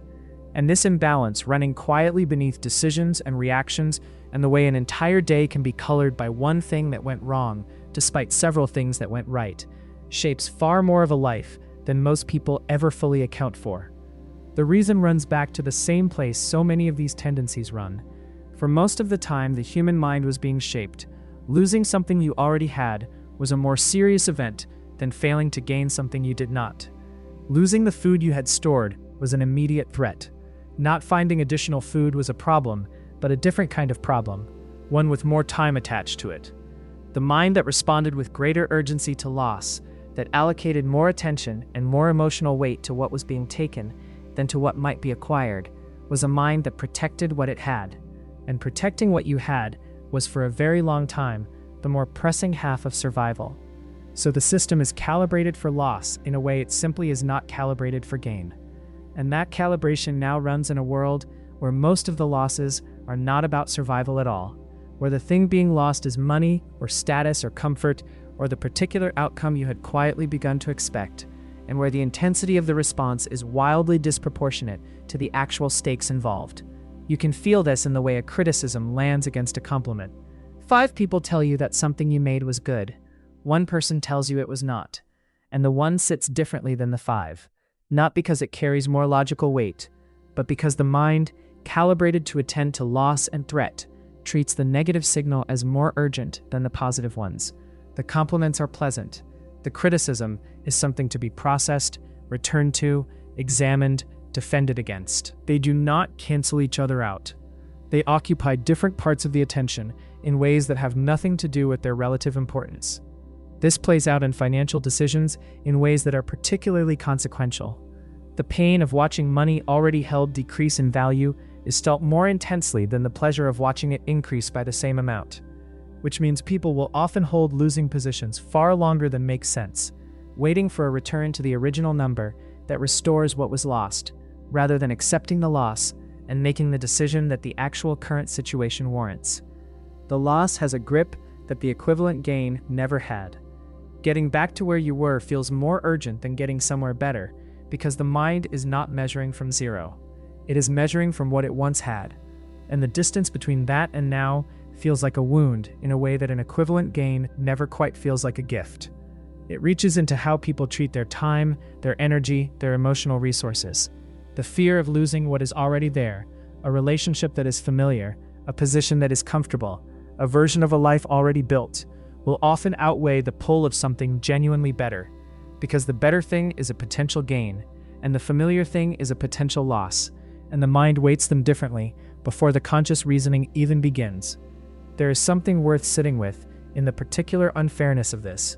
Not unfairness in the sense of something that should be otherwise, but unfairness in the sense of something that consistently skews the experience of living in a specific direction, toward caution over opportunity, toward preservation over growth, toward the avoidance of loss over the pursuit of gain, even when the gain is larger and the loss is smaller, and the arithmetic is perfectly clear.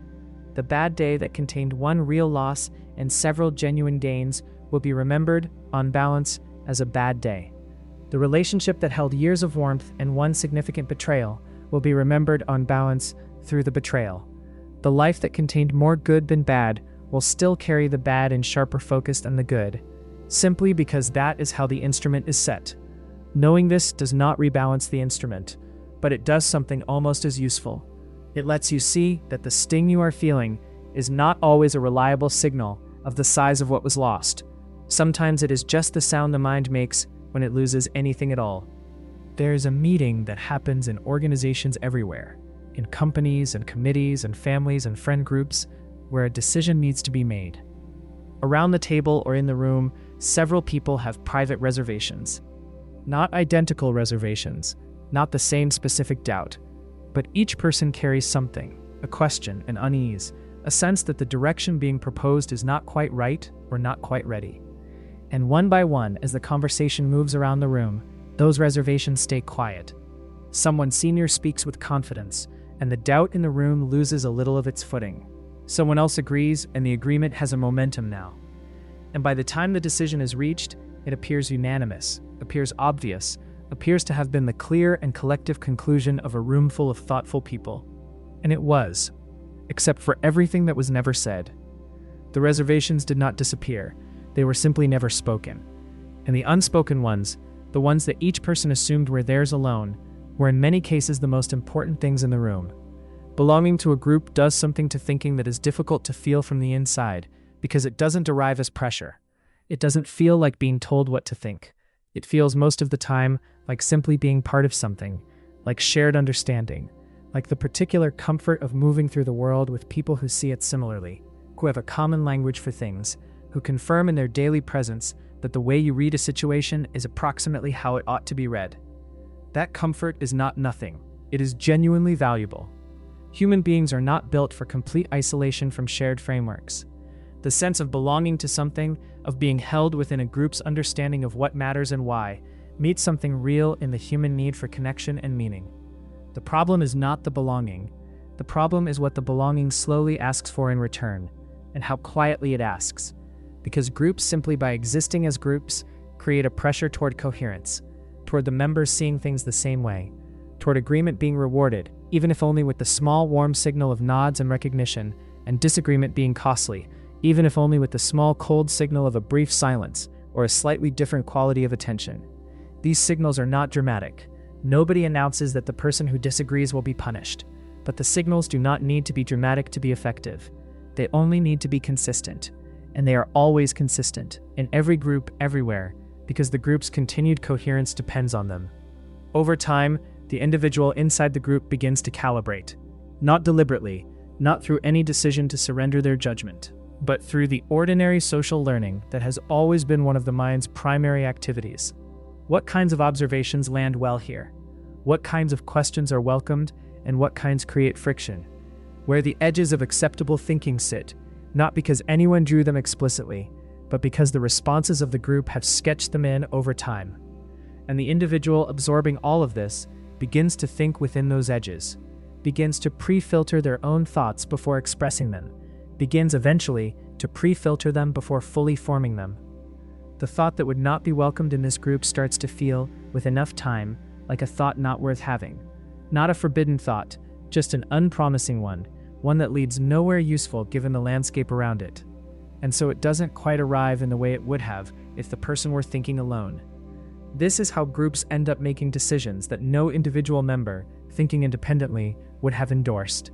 Not through force or manipulation, but through the gentle and relentless accumulation of social pressure towards shared conclusion.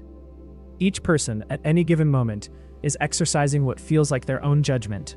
They are, but that judgment has been shaped, at the edges, by everything the group has taught them about where thinking is welcome and where it runs out of room. The most dangerous version of this is not the obvious one, not the cult or the extremist cell, where the boundaries of acceptable thought are clearly visible from the outside. The most dangerous version is the ordinary one, the well-functioning team that has worked together long enough to move with impressive efficiency, partly because they have stopped questioning each other in the ways that slow things down. The family that has arrived at a shared understanding of itself that nobody challenges because challenging it would cost something nobody wants to pay. The friendship group whose members have slowly, without noticing, stopped being honest about the things that might create real friction between them. In each case, the thinking feels free. The people inside it feel like individuals. The conclusions feel self-generated. What independence of thought actually requires inside a group is not the rejection of the group. It is something smaller and harder than that. It is the willingness to hold your private reservation long enough to examine it before the room decides. To ask whether the doubt you are about to let go of is genuinely unconvincing or simply inconvenient to say out loud. The thought you almost had before the group settled the question. That one specifically is the one worth going back to, because the group did not hear it, and it may have been the most important thing in the room. Think about a major event, something that shifted the direction of things in a way that was genuinely surprising when it happened. A political outcome nobody expected, a company that collapsed when it seemed solid, a relationship that ended in a way that stunned the people closest to it. In the days before it happened, genuine uncertainty existed. People disagreed. Thoughtful observers were on different sides. The future was open in the way the future always is before it becomes the past. And then it happened, and something changed, not just in the world, but in the way the event was held in memory. Within weeks, sometimes within days, the thing that surprised nearly everyone began to feel, to nearly everyone, like something they had seen coming. The signs were there. The pattern was readable.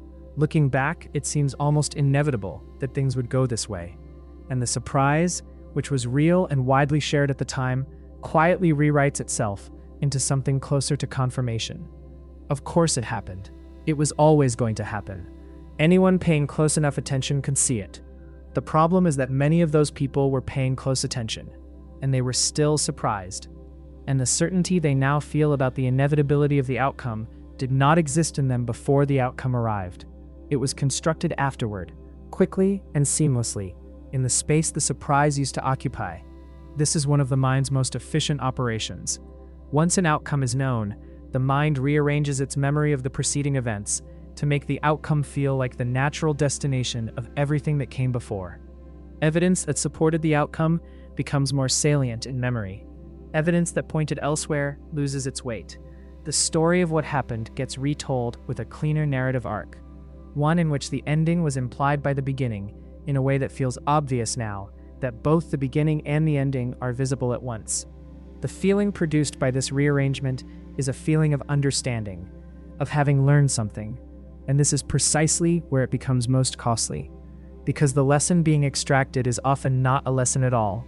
It is a false clarity, a sense of having grasped something about how things work, that was assembled from the outcome rather than from any genuine insight into the process that produced it. You did not understand why it happened. You simply encountered the fact that it happened and allowed the mind to construct an understanding retrospectively that feels from the inside exactly like real comprehension. The cost lands most heavily in the one place learning is supposed to occur. After something goes wrong, personally or professionally, or in any domain where future decisions will be made, the ability to accurately understand what happened and why is the thing that makes the next decision better than the last. But if the outcome has already rewritten the story of its own creation, then the analysis performed in its aftermath is analysis of a distorted record.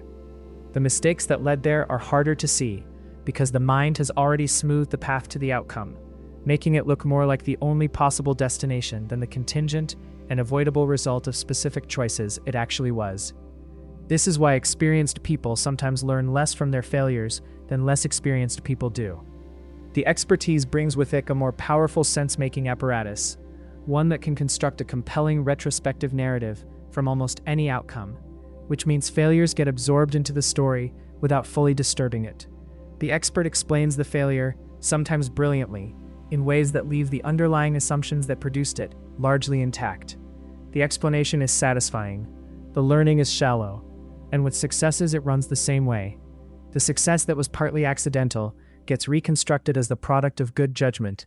The decisions that happen to work out get remembered as decisions that were made well, which means the next set of decisions gets made with slightly more confidence than the actual quality of the previous ones warranted. The hindsight does not teach you what you did right. It teaches you that you were right, which is a different thing entirely, and a much less useful one. What genuine learning from outcomes requires is something the mind resists quite naturally.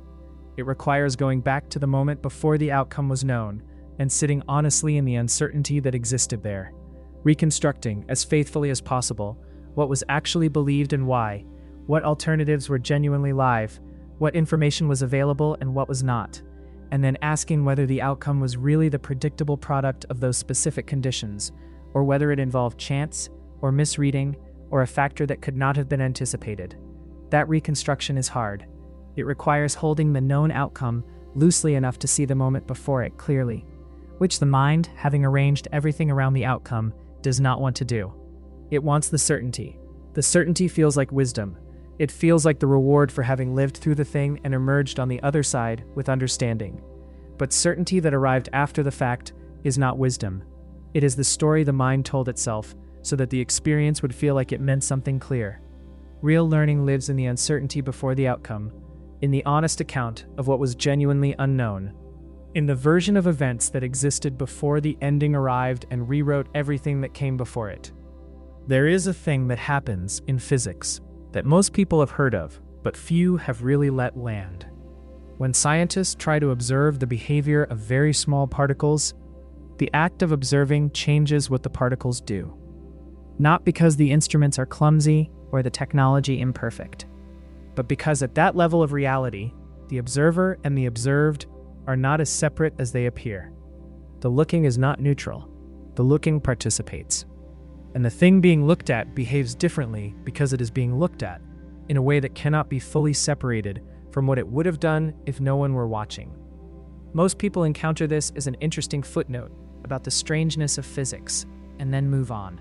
But there is something in it that does not stay in the laboratory, something that applies to the instrument you have been using throughout every chapter of this longer conversation. The mind watching itself. The person trying to examine their own thinking, their own biases, their own patterns.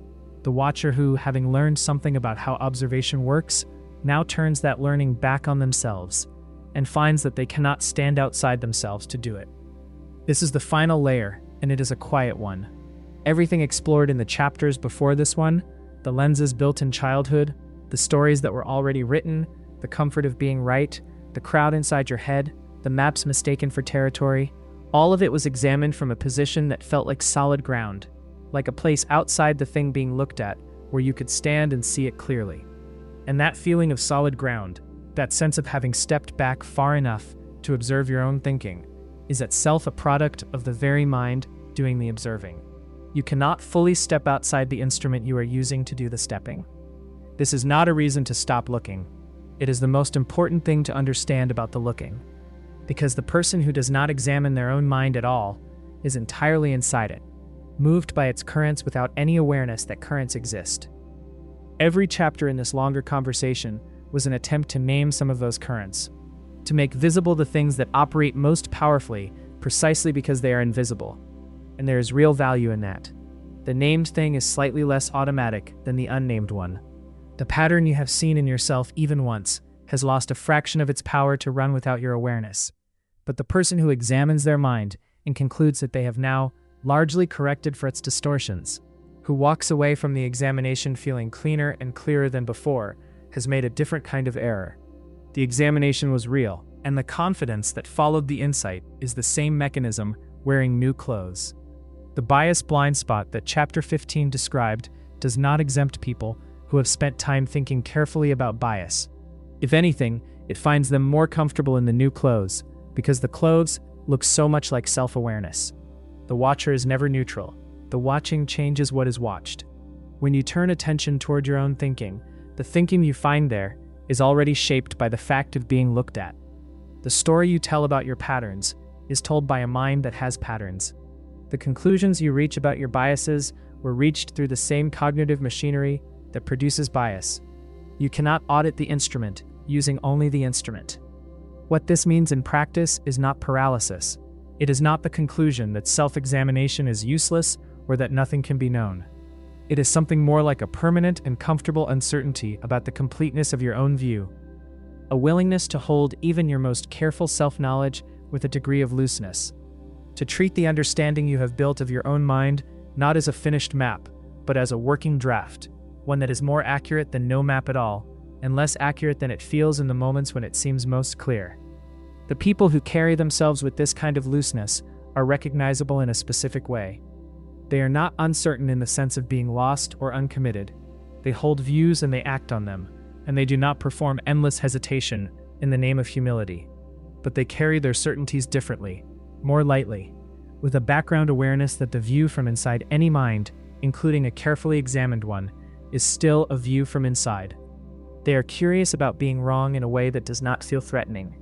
They listen to disagreement not for the parts that confirm what they already think, but for the parts that do not fit, which are the parts that carry the most information. They know that the moments of greatest clarity are also the moments of greatest risk, because clarity feels the same whether it is real or constructed, and the constructed kind tends to arrive with more confidence than the real kind. All of this is simply the honest consequence of taking seriously what was there from the beginning. The lens you were born wearing that Chapter 1 began with. It was never something you could fully remove. It could only be examined, partially, imperfectly, by a mind that is itself a lens. The watcher was always part of what was being watched, and knowing that, truly knowing it in the way that changes how you move through the world rather than just the way you talk about it, is perhaps the quietest and most lasting thing any of this leaves behind. Not a cleaner view, more honest relationship with the fact that the view will always be yours.